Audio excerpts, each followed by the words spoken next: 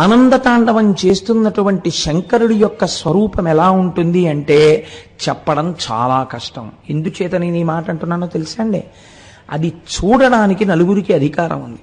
ఇలా చేతులు కట్టుకు నిలబడి చూసేవాళ్ళు నలుగురే చూస్తారు. అమ్మవారి దగ్గర గెలుచుకున్నటువంటి ఆ స్థితి అయ్యవారిని తొందరగా మీకు ఆనుకూల్యం జరిగేటట్టు చేస్తుంది. అమ్మవారి దగ్గర చెడ్డ పేరు తెచ్చుకుని అయ్యగారి మనసు గెలుచుకోవడం చాలా కష్టం. కానీ ఆయన శంకరుడి దగ్గర ఉపాసన చేసి అన్నాడు, నేను నీకొక్కడికే నమస్కారం పెడతాను, నేను ఎప్పుడూ అమ్మవారికి నమస్కారం పెట్టను. ఇది నాకున్నటువంటి లక్షణం. నాకు ఆ ఆడవాళ్ళంటే ఇష్టం ఉండదు, నీ పెట్టని ఆడవాళ్ళకి దండం అన్నాడు.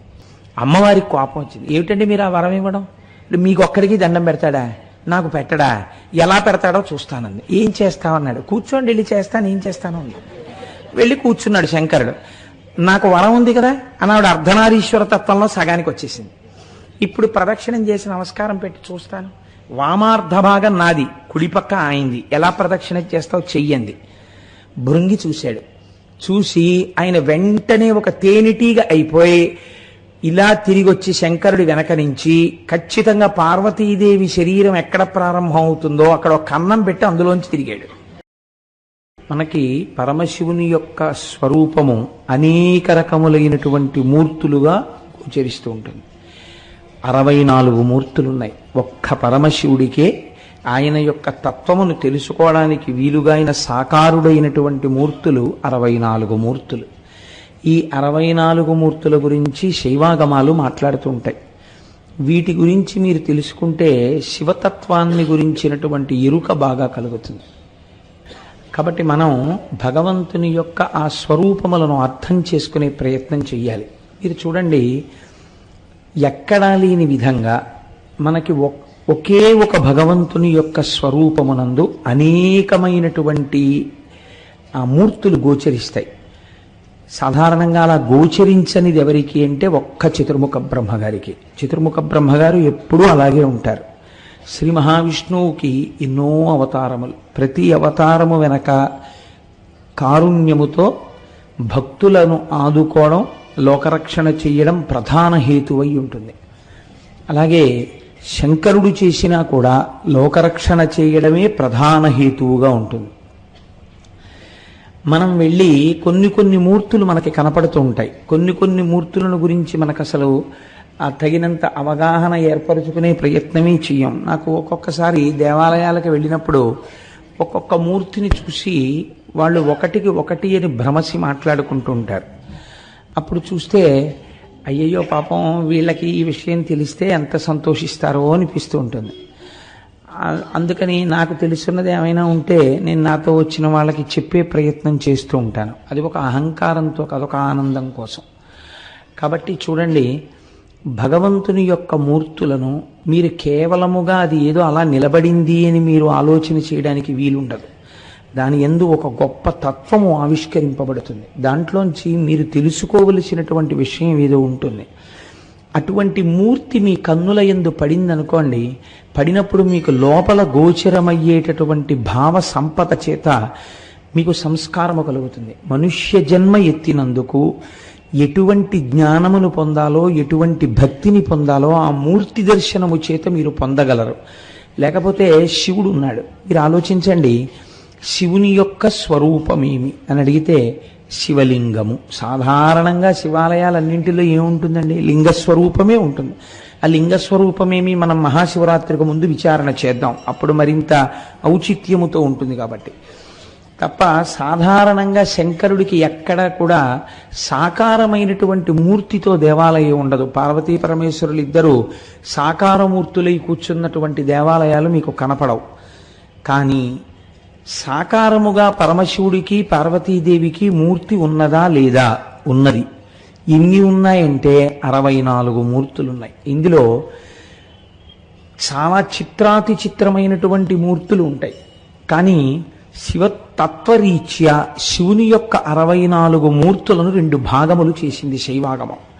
అందులో ఒక భాగాన్ని ఏమంటారంటే ఘోరస్వరూపములు అంటారు. ఇవి సాధారణంగా శిక్షించడానికి వస్తాయి, ఇంకా బోధ చెయ్యడానికి వీల్లేదు. వీడికి ఒక దెబ్బ కొడితే తప్ప వీడు వినడన్నప్పుడు ఘోరస్వరూపంతో ఉంటుంది. రెండవ దాన్ని అఘోర రూపము అంటారు. అంటే అది మంగళప్రదంగా ఉంటుంది, చాలా గొప్పగా ఉంటుంది. రెండిటి వలన ప్రయోజనం ఏమి మీరు బాగా పట్టుకునే ప్రయత్నం చేయండి. తండ్రి పిల్లవాణ్ణి కొట్టాడు, ఏమిటి ప్రయోజనం? సంస్కరించడమే. తండ్రి పిల్లవాణ్ణి ఒక చాక్లెట్ కొనిపెట్టాడు, లేకపోతే వాడికి ఒక పుస్తకం కొనిపెట్టాడు, వాడిని ఒక మంచి స్కూల్లో జాయిన్ చేశాడు. ఏమిటి దాని ప్రయోజనం? ఆ పిల్లవాణ్ణి మంచి సంస్కారవంతుణ్ణి చేయడమే. కాబట్టి ఇప్పుడు పిల్లవాడిని మచ్చిక చేసుకున్నా, అనగా పిల్లవాణ్ణి ఎంతో ప్రేమతో చూసినా, పిల్లవాణ్ణి ఒక దెబ్బ కొట్టినా, తండ్రి యొక్క హృదయంలో ఏముంది? ఆ పిల్లవాడి యొక్క అభ్యున్నతి ఉంది. అంతేకాని కేవలం కొట్టడము ఆయన యొక్క లక్షణం కాదు. కేవలం ప్రేమతో చూడడము, ఎంత పాడైపోతున్నా నా కొడుకండి లేక పుట్టాడు, వాడు ఎంత తప్పు పని చేస్తున్నా నేను వాడిని ముద్దుగానే చూస్తాను అనడము తండ్రితనం కాదు. తండ్రితనమునందు రెండు ఉంటాయి. అలాగే జగత పితరౌ వందే పార్వతీ పరమేశ్వరవు కనుక మీకు ఆ స్వరూపమునందు రెండు ఉంటాయి. ఒకటి ప్రేమతో లాలిస్తుంది, ఒకటి ఘోర రూపంతో ఉంటుంది. కాబట్టి ఘోర రూపము అఘోర రూపము అని రెండుగా విడుతుంది. ఘోర రూపం ఎప్పుడు వస్తుంది, అఘోర రూపం ఎప్పుడు వస్తుంది అన్నది మీరు గమనించవలసి ఉంటుంది. అఘోర రూపములు చాలా ప్రశాంతమైనటువంటి స్థితిలో ఉండి మీకు చాలా గొప్ప బోధ చేసేవై ఉంటాయి. అటువంటి మూర్తిని మీరు చూసినప్పుడు మీకు చాలా ఆనందం కలుగుతుంది. అలా మీకు సాధారణంగా ప్రపంచంలో ఎన్ని రకాలైనటువంటి విద్యలున్నాయో, ఎన్ని కళలున్నాయో, అంతమంది కూడా తమ తమ కళలను ప్రదర్శన ప్రారంభించేసే ముందు నమస్కరించవలసినటువంటి మూర్తి ఒకటి లోకంలో ఉంది. అది సాక్షాత్తుగా ఆనంద తాండవమూర్తి అంటారు. మనం నటరాజు అని పిలుస్తూ ఉంటాం, కానీ శైవాగమం ఏమని పిలుస్తుందంటే దాన్ని ఆనంద తాండవమూర్తి అంటుంది. అంటే ఆ తాండవం చేయడంలో గొప్ప రహస్యాలు కొన్ని ఉంటాయి. ఆ ఆనంద తాండవం చేసినటువంటి పరమశివుడు ఎవరున్నారో ఆయనలోంచే సమస్త శాస్త్రములు ఉద్భవించాయి, ఆయనలోంచే సమస్తమైన కళలు వచ్చాయి. ఒక్క శంకరుడు చేసినటువంటి తాండవంలోంచి 650 రకాలైనటువంటి నాట్యములు పుట్టాయి. 650 నాట్యాలలో ఇవాళ అన్ని రకాలైన నాట్యాలు చెప్పగలిగినటువంటి గురువులు లేరు. కాబట్టి బతికి బట్ట కట్టి శాస్త్రీయమైనటువంటి నాట్యముగా బ్రతికిన విన్ని అంటే ఇప్పటికీ కర్మభూమిలో 108 రకముల నాట్యములు బతికున్నాయంటారు పెద్దలు. మీరు వేరు వేరు సంప్రదాయములను వింటుంటారు. కూచిపూడి నాట్యమని, ఒడిస్సీ నాట్యమని, ఇలా రకరకాలుగా ఉంటాయి. భరతనాట్యమని, ఇవన్నీ ఎవరి దగ్గర నుంచి వచ్చాయి? అన్నీ ఆనంద తాండవమూర్తి అయిన శంకరుడి దగ్గర నుంచే వచ్చాయి. ఈ ఆనంద తాండవమూర్తి చాలా గమ్మత్తుగా ఉంటుంది. మీరు చూడండి, ఆనంద తాండవమూర్తి యొక్క చిత్రమును గీయడం లేదా నిలబెట్టడం చాలా కష్టము. నేను ఈ మాట ఎందుకంటున్నానో తెలుసా అండి? ఏమండి మీరు అలా అంటున్నారు కదా, మరి నటరాజస్వామిగా మేము తెల్లవారు లేస్తే నమస్కారం పెడుతున్నాం కదా అంటే నేనంటాను, ఎప్పుడైనా నేను ఇదే వేదిక మీద లేచి ఏమండి నేను మీకు కాసేపు శివతాండవం చూపిస్తాను అని నేను ఇక్కడ తాండవాన్ని అభినయం చేశాను అనుకోండి, ఒకవేళ నాకు అది కళాస్వరూపముగా వచ్చి నేను ఇక్కడ శివతాండవం చేశాను అనుకోండి, నేను ఏదో ఒక భంగిమలో ఆగాను తాండవం చేస్తూ. ఇప్పుడు నేను తాండవాన్ని ఆపానని మీరంటారా, తాండవం చేస్తున్నానని మీరంటారా? తాండవం ఆపారు అని మీరంటారు. కానీ ఒక్కొక్కసారి ఒక భంగిమ నుంచి ఇంకొక భంగిమలోనికి వెళ్ళడానికి మధ్యలో ఒక భంగిమని పట్టి నేను నిలబడవచ్చు. అప్పుడు మీరు తాండవం ఆపారనలేరు. ఒక స్థితి నుంచి వేరొక స్థితిలోకి వెడుతున్నటువంటి స్థితి అది. నేను ఏదో ఒక ముద్ర పట్టి అలా నిలబడ్డాను, నిలబడి వెంటనే మళ్ళీ ఇంకొక ముద్ర పట్టబోతున్నప్పుడు ఈ ముద్ర పట్టి నేను ఒక్క క్షణం అలా ఆగిందాంతో తాండవం అయిపోయిందని మీరు అనరు. వేరొక భంగిమని పట్టడానికి, వేరొక ముద్ర పట్టడానికి ఈ ముద్ర యొక్క చివరి స్థితి అవుతుంది అది. ఇది పట్టి విడిచి కొత్త ముద్ర పడతాను. ఇలా పట్టేటటువంటి ముద్రలన్నిటిలో మొత్తం నాట్యంలోంచి ఆనంద తాండవమూర్తి యొక్క సమస్త స్వరూపాన్ని, తత్వాన్ని ఆవిష్కరించగలిగినటువంటి ఒక మూర్తిని నిర్ణయించి మన పెద్దలు దాన్ని నిర్ణయం చేసి మనకిచ్చారు. ఇది ఋషులు మనకి చేసినటువంటి మహా గొప్ప ప్రయోజనం. ఇది మీరు ఇక్కడ దర్శనం చేసి ఆనంద తాండవమూర్తిని మీరు అసలు అలా గీయడం మీ చేత కాదు, మీరు చెయ్యలేరు ఆ పని. మొత్తం శివాగమాలన్నీ తెలిసినా, మొత్తం శివ సంబంధమైన జ్ఞానమే తెలిసినా, ఆనంద తాండవం చేస్తున్నటువంటి శంకరుడి యొక్క స్వరూపం ఎలా ఉంటుంది అంటే చెప్పడం చాలా కష్టం. ఎందుచేత నేను ఈ మాట అంటున్నానో తెలుసా అండి? అది చూడడానికి నలుగురికి అధికారం ఉంది. ఇలా చేతులు కట్టుకు నిలబడి చూసేవాళ్ళు నలుగురే చూస్తారు. ఒక్కరు నందీశ్వరుడు చూస్తాడు, రెండవ వాడు భృంగి చూస్తాడు, మూడవ వారు పతంజలి చూస్తారు, నాలుగవ వారు వ్యాఘ్రపాదుడు చూస్తారు. వీరు నలుగురు మాత్రం ఆ తాండవమునందు వారికి పాల్గొనడం అన్నదేం ఉండదు. ఇంకా వీళ్ళు నలుగురు ప్రధానమైనటువంటి ప్రేక్షకులు. ఆ తాండవానికి ప్రేక్షకులన్న మాట అనడం కూడా చాలా కష్టం. ఎందుచేతనంటే సాధారణంగా తాండవంలో ఎక్కడైనా నృత్య కార్యక్రమం జరుగుతోంది అని మీరు అన్నారనుకోండి, ఈ నృత్యములకు సంబంధించినటువంటి పాట పాడేవాళ్ళు తెర ముందు ఉండరు, తెరకి ఒక పక్కకుంటారు. వాళ్ళు ఎవరు మధ్యలో వాయించారో, లేకపోతే ఎవరు పాట పాడారో, ఎవరు నట్టువాంగం వేశారో చెప్పాలంటే నాట్యం అంతా అయిపోయిన తర్వాత ఒకసారి వాళ్ళని పరిచయం చేస్తారు. కానీ ప్రధాన గౌరవం ఎవరికి వెడుతుందంటే దానికి అనుగుణంగా ఎవరు నాట్యం చేశారో వాళ్ళకే వెడుతుంది. అది గమ్మత్తు నాట్యంలో. మీరు చూడండి, శంకరుడు యొక్క తాండవంలో ఈ పాత్ర పరిచయాలు ఏముండవు. ఆ తాండవం అయిపోతే పాత్ర పరిచయం ఉంటుంది. తాండవం అయిపోతుందా? ఇది మీరు చాలా జాగ్రత్తగా గమనించాలి. ఆయన తాండవం అయిపోతే పాత్రల్ని తీసుకొచ్చి పరిచయం చేయొచ్చు. ఆయన తాండవమే అయిపోయింది అనుకోండి, పాత్ర పరిచయం చేయడానికి ఎవరు ఉండరు. ప్రేక్షకులు ఉండరు, శ్రోతలుండరు, సహాయకారులుండరు, ఎవ్వరుండరు. ఆయన ఒక్కడే ఉంటాడు. ఆయన పరిచయం చేసుకోవడం ఉండదు. అప్పుడు ఆయన తనలో తాను రమిస్తూ నిలబడిపోతాడు. ఈ తాండవానికి ఎవరు సాక్షి అన్నారు? మహాప్రళయ సాక్షిణి, మహాతాండవ సాక్షిణి. ఈ తాండవం ఆ స్వరూపంలో ఏమిటో తెలుసా అండి? సమస్త లయకారకమై ఉంటుంది. అప్పుడు ఈ తాండవం ప్రదోష వేళలో జరుగుతూ ఉంటుంది. ప్రదోష వేళ అంటే మీకు నేను చెప్పాను, కాలము స్ఫుటముగా మార్పు చెందినటువంటి సమయము. ప్రదోష వేళలో మనం ఎన్ని చెప్తాం? 2 చెప్తాం సంధ్యలు. ఒకటి పూర్వ సంధ్య, 2 ఉత్తర సంధ్య.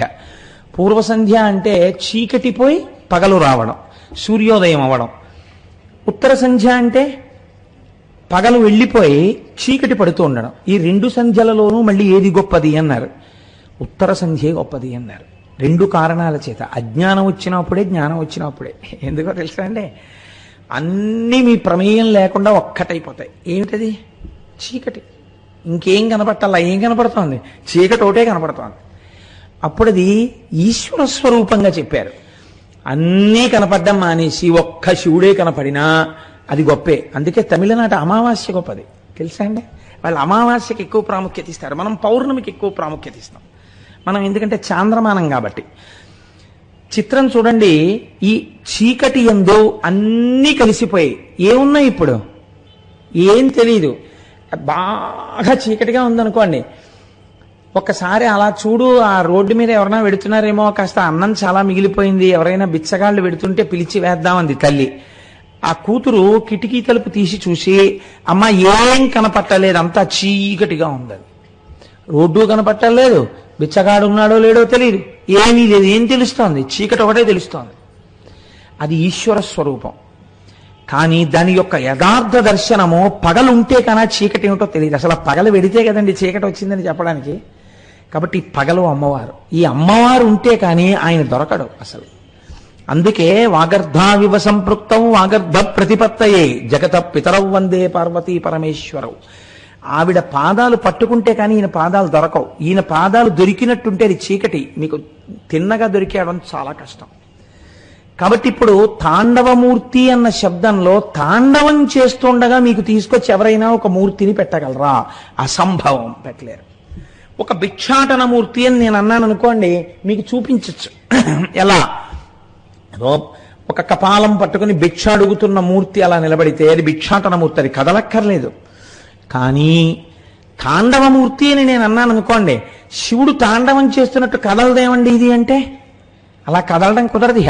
కానీ అన్ని ముద్రలలో ఏ ముద్ర ఆ ఆనంద తాండవమూర్తి యొక్క సమస్తమైనటువంటి తత్వమును ఆవిష్కరించగలదో అటువంటి దాన్ని మీ ముందుకు తీసుకొచ్చి పెట్టేటటువంటి ప్రయత్నాన్ని దార్శనికులైన ఋషులు చేసి సఫలీకృతులయ్యారు. ఆ చెయ్యడంలో రహస్యమేమి. అందుకే మన వాళ్ళు ఏది చేసినా ఏదో అల్లిబిల్లిగా ఉత్తినే పిచ్చి పనుల కింద అర్థం లేకుండా చేయరండి. అనవసరంగా పెన్ను పెట్టి ఇలా గీత గీయడాన్ని మన శాస్త్రం అంగీకరించాల. ఒక ప్రయోజనం ఉండాలి ఏ పని చేసినా. వాళ్ళు ఒక నటరాజస్వామిని తీసుకొచ్చి మీ ముందు నించోబెట్టారు. నటరాజస్వామి అంటే మనం సాధారణంగా నటరాజు అని పిలుస్తూ ఉంటాం. అలా పిలవడం వెనకాతల ఒక రహస్యం ఉంది. మన వాళ్ళు చాలా తేలిగ్గా మాట్లాడతారు. తేలిగ్గా మాట్లాడడం అంటే కష్టమైన విషయం అందనప్పుడు తేలిగ్గా మాట్లాడతారు. తండ్రి అని పిలవలేడు అనుకోండి, అప్పా అంటాడు, లేదా నాన్న అంటాడు. ఏదన్నా ఆయనే, ఎవరి స్థాయిలో వాళ్ళు పిలుస్తారు. ఆయన నాట్యము చేత ఈ లోకమునకు రాజు అయ్యాడు. ఆయన రాసరికము నాట్యము చేత చెప్పబడుచున్నది. ఇది ఎలా కుదురుతుందండి నాకు చెప్పండి. ఒక ఆయన మహారాజు ఎలా తెలుస్తుంది? ఆయన అధికారాన్ని బట్టి తెలుస్తుంది. ఆయన లోకమునకంతటికీ ప్రభువు, ఇది ఎలా తెలుస్తుందో తెలుసా అండి? ఆయన పాట వినండి అన్నాను అనుకోండి, అదే ఆయన పాట వింటే ఆయన ప్రభువు అని ఎలా తెలుస్తుందండి? ఆయన కళాకారుడు తెలుస్తుంది బాగా, అంతేకాని ఆయన బాగా పాట పాడితే ఆయన ప్రభువు అని తెలుస్తుందా? ఎలా తెలుస్తుంది? మనకి లోకంలో చిత్రాతి చిత్రమైన రాజులు ఇద్దరే. ఎవరో తెలుసా అండి? ఒక ఆయన ఏమీ చేయకుండా తల కింద అలా చేయి పెట్టుకు పడుకునే ఆయన ఒక ఆయన రంగరాజు. ఆయన సమస్త లోకములకు ప్రభువు, విష్ణు స్వరూపంగా రంగరాజు ఇలా పెట్టుకు పడుకుంటాడు. ఆయనే మహారాజు, చక్కగా అలా పడుకున్నవాడు, యోగ నిద్రలో చూస్తుంటాడన్ని. ఈయనో నటరాజు, ఈయనేం చేస్తుంటాడు? అధికారి ఏం చెయ్యాలి? రాజు అన్నవాడు ఏం చేయాలి? చక్కగా వచ్చి సింహాసనంలో కూర్చోవాలి. అంతేగాని రాజుగారు సభలోకి వస్తున్నారండి విచారణ చేస్తారంటే, రాజుగారు వచ్చేటప్పటికి తద్ధిం అనేటప్పటికి నాట్యం చేస్తూ రాజుగారు వచ్చి ఓ పెద్ద నాట్యం చేసి వెళ్ళిపోయారు అనుకోండి, అదేంటంటే రాజుగారు డాన్స్ కట్టారంటారు కదండి. కానీ మరి ఈయన మీకు ఆనంద తాండవమూర్తిగా ఉంటే మీరు నటరాజు నటరాజు అని ఎలా పిలుస్తున్నారు? నాట్యం చేసిన వాడు రాజు ఎలా అయ్యాడండి? అది ఎలా సమన్వయం అవుతుంది? అసలు మీరు ఎలా పిలుస్తున్నారు నటరాజు అని? మీరు డాన్స్ చేస్తే అక్కడ పెట్టి నటరాజు అంటున్నారు, మీరు పాట పాడితే నటరాజు అంటున్నారు, మీరు ఆరాధన చేస్తే నటరాజు అంటున్నారు, చిదంబరం వెడితే కనక సభలో ఈయన నటరాజు అంటున్నారు. ఏమిటి నటరాజ తత్వం? మీరు ఎప్పుడైనా పరిశీలన చేశారా? నాట్యం చేసేవాడు రాజు ఎందుకు అయ్యాడు అనగా మీకేమర్థం అవ్వాలి? అది మామూలు నాట్యము కాదు. ఆ నాట్యము వెనకాల మీరు తెలుసుకోవలసినది ఏదో ఉంది. అది మీరు తెలుసుకుంటే చిదంబరంలో కనకసభ దగ్గరికి వెళ్ళి అంత పెద్ద ఆనంద తాండవమూర్తిని చూడగానే మీరు ప్రణిపాతం చేసి సాష్టాంగ నమస్కారం చేసేస్తారు. ఈ భావనని మీకు పరిపుష్టం చెయ్యడానికి మన పెద్దలు ఇచ్చారు. అందులో అఘోర స్వరూపముల యందు చాలా గొప్ప స్వరూపాలలో ఆనంద తాండవమూర్తి ఒకటి. దాని గొప్పతనాన్ని మీరు అవధరించే ప్రయత్నం చెయ్యండి. నేను మీతో ఒక మాట విజ్ఞాపన చేశాను. ఉన్నవాళ్లలో నందీశ్వరుడు ఒకడు. ఈయన అయ్యవారికి చాలా గొప్ప భక్తుడు. కానీ ఈయనకున్న గొప్పతనం ఏమిటంటే అమ్మవారిని అంతగానూ గౌరవిస్తాడు. కానీ ఎక్కువగా ఎక్కడ పడుకుంటాడు? అయ్యవారింటి ముందే పడుకుని ఉంటాడు. గభాలన ఎవరి కాలి గజ్జె చప్పుడు వింటే లేస్తాడు, అయ్యవారి కాలి గజ్జె చప్పుడు వింటే లేస్తాడు. ఈయనది ఇది స్వభావం. ఇంకొకరున్నారు భృంగి. సాధారణంగా విచిత్రం ఏమిటో తెలుసా అండి? లోకంలో ఒక పోకడు ఉంటుంది. ఇంటి ఇల్లాలి దగ్గర గౌరవం తెచ్చుకోనివాడు ఇంటి యజమాని యొక్క మంచితనాన్ని తెచ్చుకోవడం చాలా కష్టం. ఎందుకో తెలుసా అండి? అంటే మీకు అర్థం అవడం కోసం చెప్తున్నాను, నన్ను అన్యథా భావించకండి. మీరు మా ఇంటికి వచ్చి కాలింగ్ బెల్ కొట్టి కోటేశ్వరరావు ఉన్నారా అండి అని అడిగారు అనుకోండి, లేరండి బయటికి వెళ్ళారు, మీరు ఎవరు అని అడిగారు అనుకోండి, మీకు అనవసరం, మీకు ఏం చెప్తే తెలుస్తుంది? మా కోటేశ్వరరావుతో పని, ఆయన ఎప్పుడు వస్తారో మీరు చెప్పండి చాలు అన్నారు. నేను వారి భార్యనండి, మీకు ఏం కావాలో చెప్పండి, పోనీ మీ పేరు చెప్పండి, నేను వారు వచ్చినప్పుడు చెప్తాను అందనుకోండి. మీకు అనవసరం అమ్మా అవన్నీ, ఆయన ఎప్పుడు వస్తారో మీరు చెప్పండి చాలు అన్నారు అనుకోండి. నాకు తెలియదండి ఎప్పుడు వస్తాడో, ఆయన వెళ్ళిపోయిన వాడు మళ్ళీ ఆయన ఇష్టం వచ్చినప్పుడు వస్తుంటాడు, మీరు వెళ్ళి రావచ్చు అని తలిపేసేస్తుంది. తర్వాత ఏం చేస్తుంది? దానికి తెలుసు నేను గుళ్ళోకి వెళ్ళాను, పావు గంటలో వస్తాను, నేను తిరిగి వచ్చాను.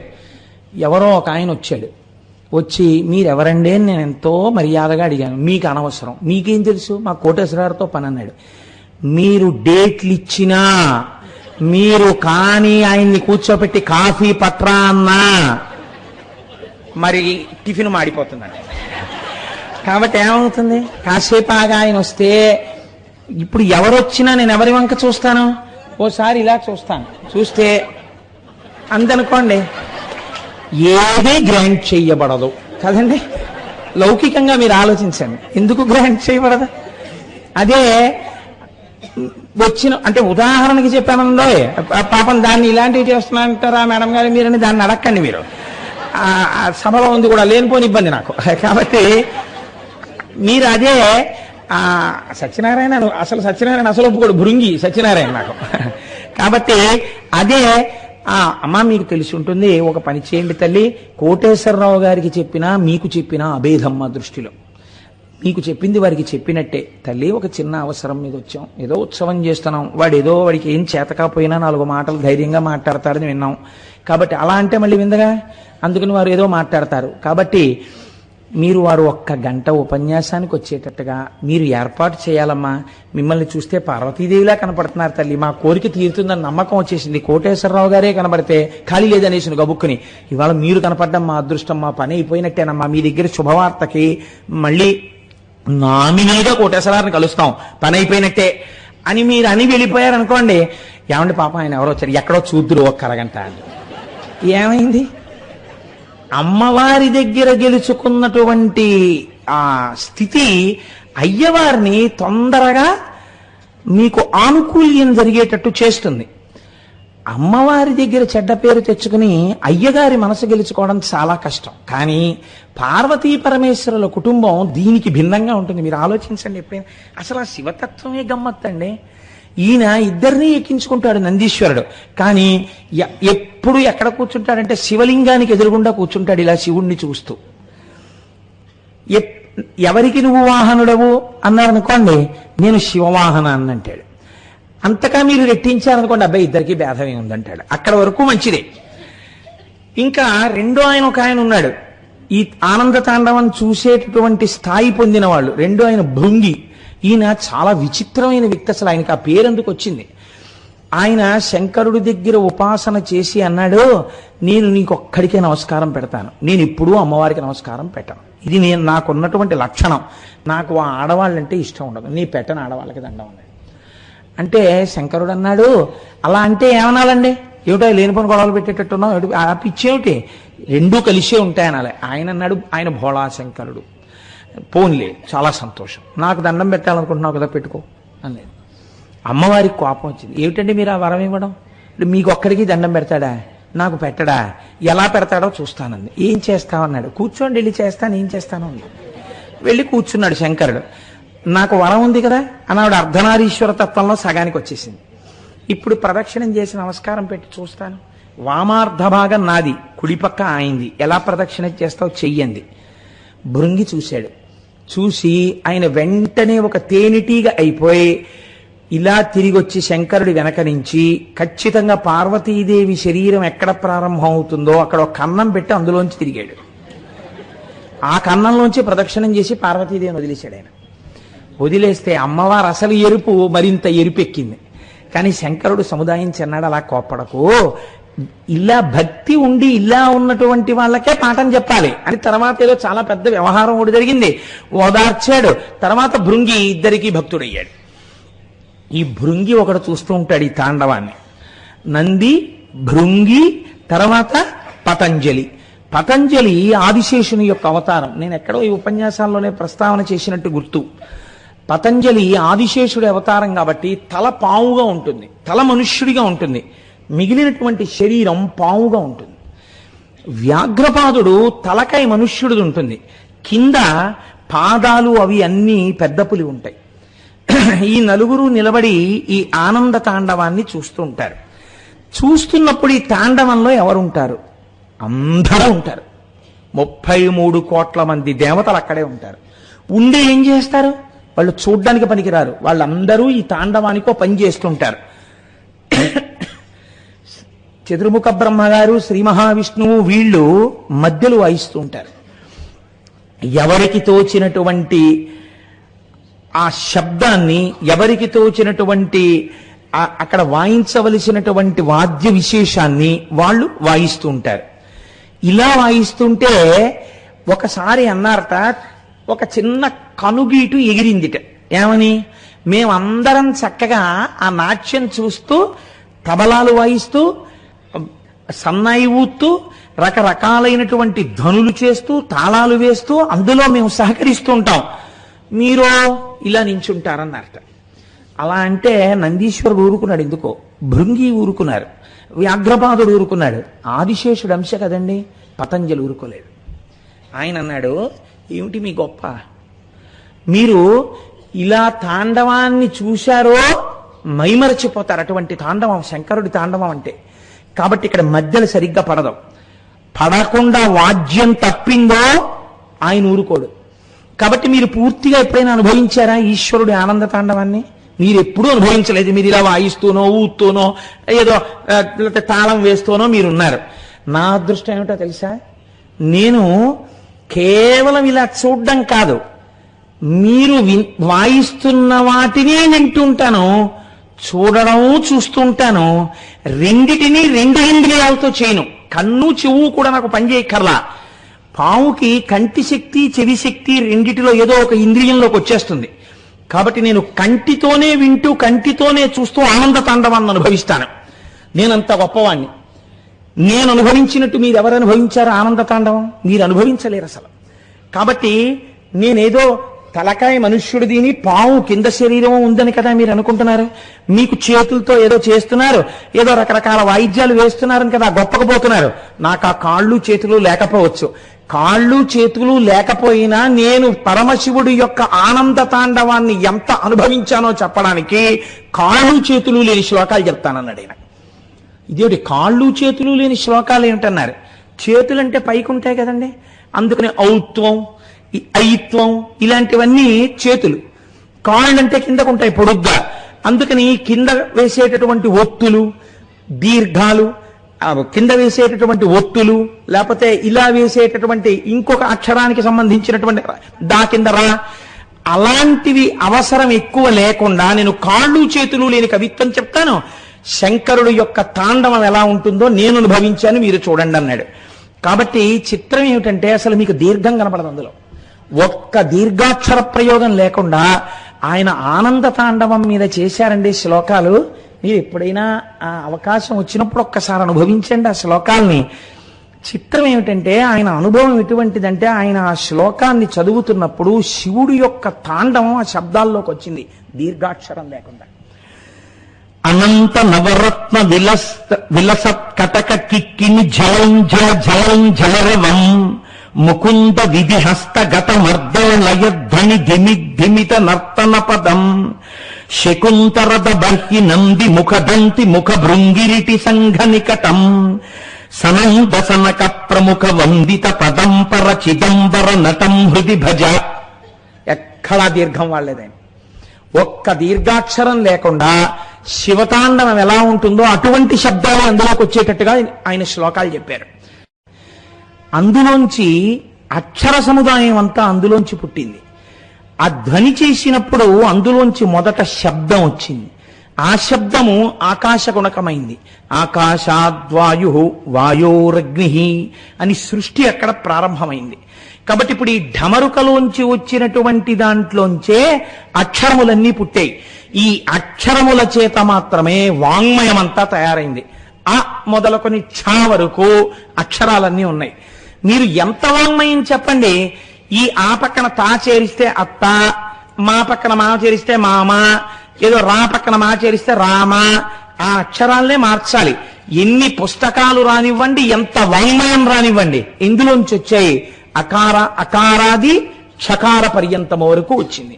కాబట్టి ఇప్పుడు ఈ సమస్త లోకమునకు అసలు వాంగ్మయం ఇచ్చినటువంటి ప్రభు ఎవరు? మీరు నేను ఇవాళ మనలో ఉన్న భాషని వ్యక్తీకరిస్తున్నామంటే అక్షరములను ఇచ్చిన వాడెవరు? శబ్దములు లోకమునందు మొట్టమొదట జనింపచేసిన వాడెవరు? అసలు ఈ లోకమునందు సృష్టి ప్రారంభమవడానికి కారణమెవరు? పరమశివుడు.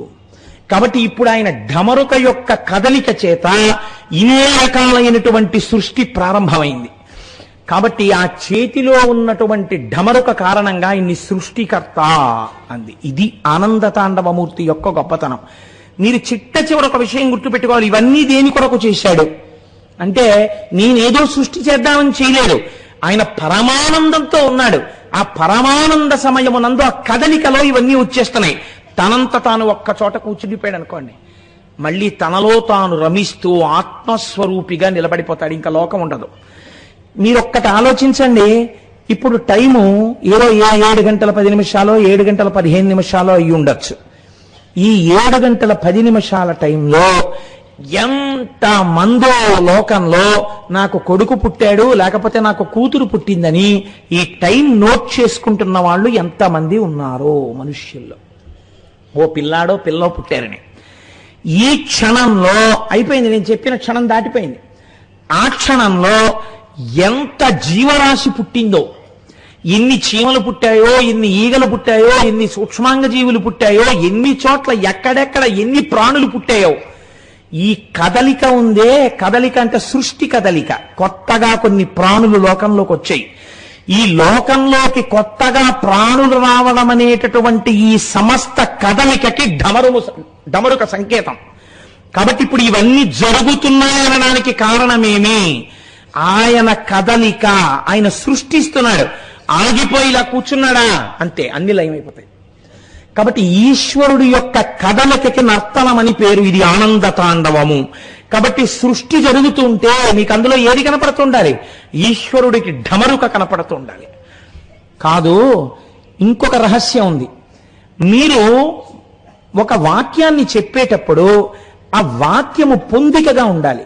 పొందికగా లేని వాక్యం మాట్లాడారనుకోండి, ఈ క్షణమునందు ఈ లోకములో ఎంతో సృష్టి జరిగినది అని నేను చెప్పబోయి సృష్టి జరిగినటువంటి ఈ సమయమునందు లోకము అన్నాను అనుకోండి, మీకు ఇప్పుడు ఏమైనా అర్థమైందని చెప్పింది?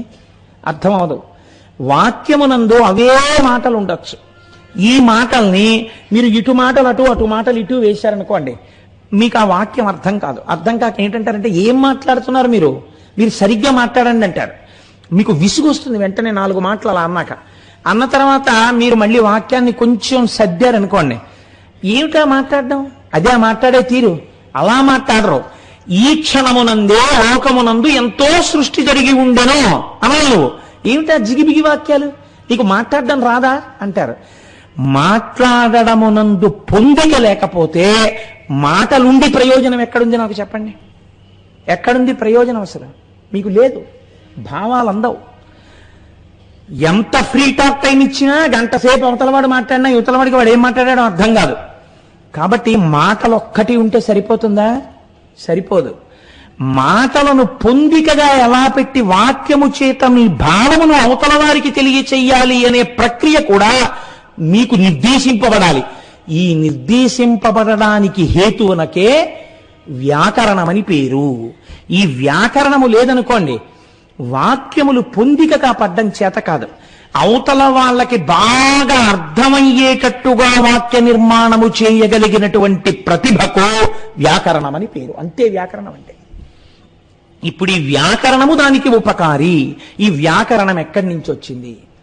ఆయన ఇలా కదిపినప్పుడు 14 మాహేశ్వర సూత్రములలోంచి సమస్త వ్యాకరణములు ఉద్భవించాయి. ఈ వ్యాకరణానికే పతంజలి మహాభాష్యం చేశారు. అందుకే వ్యాకరణం అన్నది చాలా గొప్పది కనుక పూర్వకాలంలో వ్యాకరణం ఉపనయనం జరగకపోతే వ్యాకరణం నేర్పేవారు కాదు. వ్యాకరణం నేర్పాలంటే ఎక్కడ పడితే అక్కడ కూర్చోపెట్టి వ్యాకరణం చెప్పేవారు కాదు. శివాలయంలో వ్యాకరణ మంటపము అని ఒక మంటపం ఉండేది. గురువుగారు స్నానం చేసి మడిబట్ట కట్టుకుని వ్యాకరణ మంటపంలోకి వచ్చి కూర్చునేవారు. శిష్యులందరూ స్నానం చేసి సంధ్యావందనం చేసుకుని వచ్చి కూర్చుంటే గురువుగారు అప్పుడు వ్యాకరణం చెప్పేవారు, లేకపోతే వ్యాకరణం చెప్పేవారు కాదు. కాబట్టి వ్యాకరణమును ఎంత గొప్పదిగా, వ్యాకరణం అనగా గ్రామర్, కాబట్టి ఎంత పవిత్రతనిచ్చిందో చూడండి మన దేశం. వాక్య నిర్మాణం అన్నది మనుష్యుడికి ఒక్కడికే ఉన్న లక్షణము కనుక ఎంత అందంగా అది నేర్చుకోవాలో, ఎంత పవిత్రమైన ఈశ్వర విభూతిగా దాన్ని తెలుసుకోవాలో, అది తెలుసుకున్నవాడు ఈశ్వర విభూతి చేత నేను తరించిపోయానని ఎంత ఋషితుల్యమైన జీవితాన్ని గడపవలసి ఉంటుందో మనకు ఆ వ్యాకరణం నేర్పింది. కాబట్టి ఇన్ని ఎక్కడి నుంచి వస్తున్నాయి? ఆయన చేతి ఢమరుకలోంచి వస్తున్నాయి. ఇప్పుడు మీరు ఆనంద తాండవమూర్తి చేతిలో ఉన్నటువంటి ఢమరుకని చూశారనుకోండి, మీకేమి తెలుస్తుంది? సృష్టి జరుగుతోందని తెలుస్తుంది. మీరు ఇంకొకటి గమనించండి, ఈ ఢమరుక ఎడం పక్కన ఉండకూడదా, కుడి పక్కనే ఉండాలా? మీరు ఆలోచించండి. పూజ చేసుకునేటప్పుడు ఒక నియమం ఉంది. ఏమా నియమం అంటే, గృహస్థుకి పూజ చేసేటప్పుడు వాడబడేటటువంటి సమస్త పదార్థములు కుడి చేతి పక్కనే ఉండాలి. అవి కూడా ఎలా ఉండాలంటే, పెద్ద పెద్ద పీఠాధిపతులు, గురువులు ఇటువంటి వాళ్ళు చేస్తే శిష్యులకి తెలియాలి గురువుగారు చేసే పూజ. ఏ మంత్రం తర్వాత ఏ మంత్రం వస్తుందో ఆ మంత్రానికి గురువుగారు ఏ ఉపచారం చేస్తారో శిష్యులకు తెలుసు. కాబట్టి వరస క్రమంలో అందించేస్తారు వాటిని. అలా అందిస్తారు. తానే పూజ చేస్తుంటే ఏ పదార్థము తర్వాత ఏ పదార్థము వాడుకుంటాడో ఆ అమరికలో కుడి చేతి పక్కన పదార్థాలన్నీ ఉండాలి. తను అభిషేకం ప్రారంభం చేశాడనుకోండి, ఒక్క నమక చమకాలు చెప్తూ దాని మీద మనస్సుండిపోయి నమస్తే రుద్రమంజవ ఉతోత ఇషవే నమః, నమస్తే అస్తు ధన్వనే బాహుభ్యాముతతే నమః అని తను చక్కగా రుద్రం చెప్తుంటే చెయ్యి ఇలా పెట్టేటప్పటికే పాలు రావాలి. పాలతో అభిషేకం చేసేస్తే అక్కడ పెట్టగానే మళ్ళీ శుద్ధ జలపాత్ర, అందులో గ్లాస్ ఇలా ముంచి తీసి జలపాత్రలోంచి చేసేయాలి. మళ్ళీ దాన్ని అటు పక్కన పెట్టేసి మళ్ళీ దాని వెనకాతల తర్వాత చేయవలసిన పదార్థం సిద్ధంగా ఉండాలి. ఇవన్నీ కుడి చేతి పక్క నుంచి తీయవలసినట్టుగా ఉండాలి.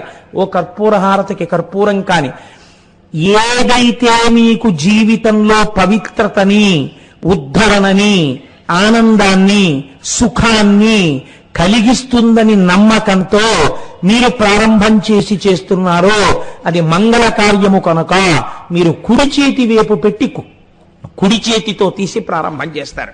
అందుకే మన వాళ్ళు చూడండి, ఎడం చేత్తో ఏదైనా ఇస్తే దూష్యం అంటారు. ఎందుకు ఇచ్చావు అలాగా, ఏమిటి అపసంతి పనులు అంటారు. కాబట్టి కుడి చేతితో చేస్తారు. ఢమరుక కుడి చేతి వైపు ఉండడంలో మీకు ఒక గొప్ప రహస్యం తెలుస్తుంది. సృష్టి యందు ఆనందం ఉన్నది కదండి. సృష్టి ప్రీసపోజెస్ ఆనంద. మీకు తెలిసి కాని తెలియక కాని ప్రపంచములో ఏ జీవి యందు సృష్టి కార్యము జరిగినా దాని యొక్క బాహ్యమునందు దాని వలన జరిగేటటువంటి ఫలితము ఆనందము. కానీ దీన్ని శాస్త్రం చాలా గమ్మత్తుగా మాట్లాడింది. కొంచెం ఇలాంటివి వేదికల మీద ఎలా చెప్పాలో అయోమయంగా ఉంటుంది. త్యాగాయ సంభృతార్థానాం సత్యాయ మితభాషిణాం యశసే విజిగీషూణాం ప్రజాయై గృహమేధినాం అంటారు. తత్వజ్ఞుడు భోగాన్ని, సృష్టిని వేరు చేస్తాడు. భోగం ఎంతవరకంటే ఆనందము బిడ్డలు కలిగేంతవరకే, తర్వాత ఇంకా భోగలాలసత వైపుకు వెళ్ళడు. జ్ఞానాభిలాషి వైరాగ్యమును పొందడానికి ఈ సుఖము సుఖమా, దీని నిరంతరం ఎలా అవుతుందని తాను ఆనందమును పొందేటటువంటి ప్రయత్నం చేస్తాడు. ఎప్పుడూ ఆనందంలో ఉండడం ఎలా, ఆత్మాభిలాషి అవుతాడు. కాబట్టి కుడి చేతి వైపే ఢమరుక ఉండాలి. ఇది సృష్టి కార్యము, మంగళప్రదము. లోకమంతా సృష్టింపబడుతోంది, ఇది ప్రారంభం కనుక కుడి చేతి వైపు ఢమరుక ఉంటుంది. ఒక్క ఆనంద తాండవమూర్తిని చూస్తే మీకు ఎన్ని రహస్యాలు గోచరిస్తాయి చూడండి. ఇప్పుడు ఎడం చేతి వైపు ఏముంది, అగ్నిహోత్రం ఉంది. ఈ అగ్నిహోత్రం దేనికి గుర్తు? మీకు మొన్నటి రోజున నేను భస్మ గురించి చెప్పాను. అన్ని వస్తువులు చివరికి ఏమైపోతాయి, భస్మయే అయిపోతాయి. భస్మ ఏమవుతుంది, ఇంకేమవదు. కాబట్టి ఇవాళ ఇక్కడ పుట్టింది, ఇది చివరికి ఏమవుతుంది, భస్మయే అవుతుంది. కాలముల్లో వచ్చింది, డేట్ ఆఫ్ బర్త్ ఉంది, కాబట్టి ఇదేమవుతుంది, ఒకనాడు భస్మ అయిపోతుంది, బూడిదైపోతుంది. ఒక చెట్టు పుట్టింది ఏమైపోతుంది, భస్మ అయిపోతుంది. ఒక జంతువు పుట్టింది ఏమైపోతుంది, భస్మ అయిపోతుంది. ఒక మనిషి పుట్టాడు ఏమైపోతాడు, భస్మ అయిపోతాడు. ఇది లోపల బాగా నిలబడింది అనుకోండి, తప్పు పనులు చేయడానికి ఇష్టపడ్డాడు. ఎందుకు, ఏం చేస్తావు, ఆఖరికి నువ్వు అయిపోయేది ఇంత బూడిద. దీనికోసం ఎందుకంత వెంపర్లాట? నువ్వు పట్టుకెళ్ళడానికి వేరే జీవుడు పట్టుకెళ్ళవలసిన పాపపుణ్యాలున్నాయి, చేసిన కర్తృత్వము దాంట్లో పడిపోతుంది. ఎందుకు అనవసరంగా అవన్నీ, వాటి జోలికి వెళ్ళకంటాడు. మాట మారిపోతుంది, ప్రవర్తన మారిపోతుంది, చేసే కర్మ మారిపోతుంది. ఎప్పుడు మారిపోతుంది? ఏది కాలములో వచ్చినదో అది కాలమునందు ఉండదో అని మీకు అర్థమైపోతే మీ నడువడి యందు మార్పు వచ్చేస్తుంది. ఇది ఎప్పుడూ ఉండిపోతుంది అనుకున్నాడు అనుకోండి, ఏదైనా చెయ్యొచ్చు. ఎందుకు చెయ్యొచ్చు, ఇది ఉంటుంది, దీన్ని ఎవడేం చేస్తాడు అని. కానీ ఇది వికారములు పొందుతోంది. బాల్యాదిశ్యపి జాగ్రదాదిషు తథా సర్వాస్వవస్థాస్యపి వ్యావృత్తాస్వనువర్తమానమహమిత్యంతఃస్ఫురంతం సదా అంటారు శంకరాచార్యులు వారు దక్షిణామూర్తి స్తోత్రంలో. అవస్థల రూపంలో ఇది మారిపోతోంది. పుట్టినప్పుడు ఇంతుంది మా అమ్మ ఒళ్ళో, ఇది మిలిమిల్లిగా పాకింది, ఇది నిలబడింది. మా అమ్మ ఇలా చెయ్యిస్తే మా అమ్మ చిటికిన వేలు పట్టుకుని నడిచింది, మా నాన్నగారి చిటికిన వేలు పట్టుకుని నడిచింది. ఆ తరువాత మా నాన్నగారు ఇలా ఎత్తుకుంటే, అంత పొడుగ్గా ఉన్న నాన్నగారు ఎత్తుకుంటే ఏరియల్ వ్యూలో చూసినట్టు లోకాన్ని చూస్తూ సంతోషించేది. ఆ తర్వాత ఇదే నడవడం మొదలుపెట్టింది. ఆ తర్వాత ఇది దినదిన ప్రవర్ధమానమైంది. ఇప్పుడు ఇదే దాని బిడ్డల్ని ఎత్తుకుంటోంది. ఇప్పుడు ఇది అంత పొడుగైంది. కొన్నాళ్లు పోయిన తర్వాత ఇది తరిగిపోతుంది, ఇది జర్జరీభూతం అయిపోతుంది, ఇది ముడతలు పడిపోతుంది, ఇది ఇంత ధాటిగా మాట్లాడలేదు, ఇది క్రమక్రమంగా క్షీణించిపోయి ఇది నేను తినలేను అంటుంది, దంతపుష్టి లేదు అంటుంది, అని ఇది నాకు జీర్ణం అవ్వట్లేదు అంటుంది. కొన్నాళ్లకి ఇది లేని స్థితి వచ్చేస్తుంది. అంటే ఏది శాశ్వతమో తెలిపోతుంది, తొడుక్కున్నది వెళ్ళిపోయింది. తొడగబడినది చివరి స్థితికి బూదిగా మారిపోయింది. ఎవరు దీనికి నమస్కరించారో వారందరూ వచ్చి నమస్కారం చేసి దీన్ని తీసుకెళ్లి గౌరవంగా బూది చేసేస్తారు. కాబట్టి చిట్ట చివరికి ఏమవుతోంది? ఇదంతా బూది అయిపోతోంది. ఎవరు ఈ ఢమరుకతో సృష్టిస్తున్నాడో వాడే దీనిలోకి లోకాన్నంతటినీ లయం చేస్తున్నాడు. ఈ రెంటికి మధ్యలో ఏముంది? కొన్నాళ్ళు ఖాళీ ఉంది. ఇది బ్రతుకు, భవతి, ఉన్నావు అన్నటువంటి విశేషం. డేట్ ఆఫ్ బర్త్ కి డేట్ ఆఫ్ డెత్ కి మధ్యలో ఉన్నటువంటి టైం. ఇది ఏమంటున్నావు? నేను నేను నేనున్నానని ఇది చూపిస్తున్నావు. ఇది ఉండేది కాదు, వెళ్ళిపోవడానికి పరుగులు తీస్తోంది. ప్రతి క్షణం అది దాని గమ్యం వైపుకు పరుగులు తీసేస్తోంది, అది వెళ్ళిపోవడానికి సిద్ధంగా ఉంది. మరి వెళ్ళిపోయేది ఎందుకు ఇచ్చినట్టు? వెళ్ళిపోయే దాంట్లో కూర్చుని వెళ్ళడం దాన్ని పట్టుకోవాలి. కాబట్టి దీనికి దీనికి మధ్యలో నవ్వుతున్నవాడు ఉన్నాడు, వాణ్ణి పట్టుకున్నావా ఇది అందులో పడిపోయినా నువ్వు మాత్రం వీడిగా ఉండిపోతావు.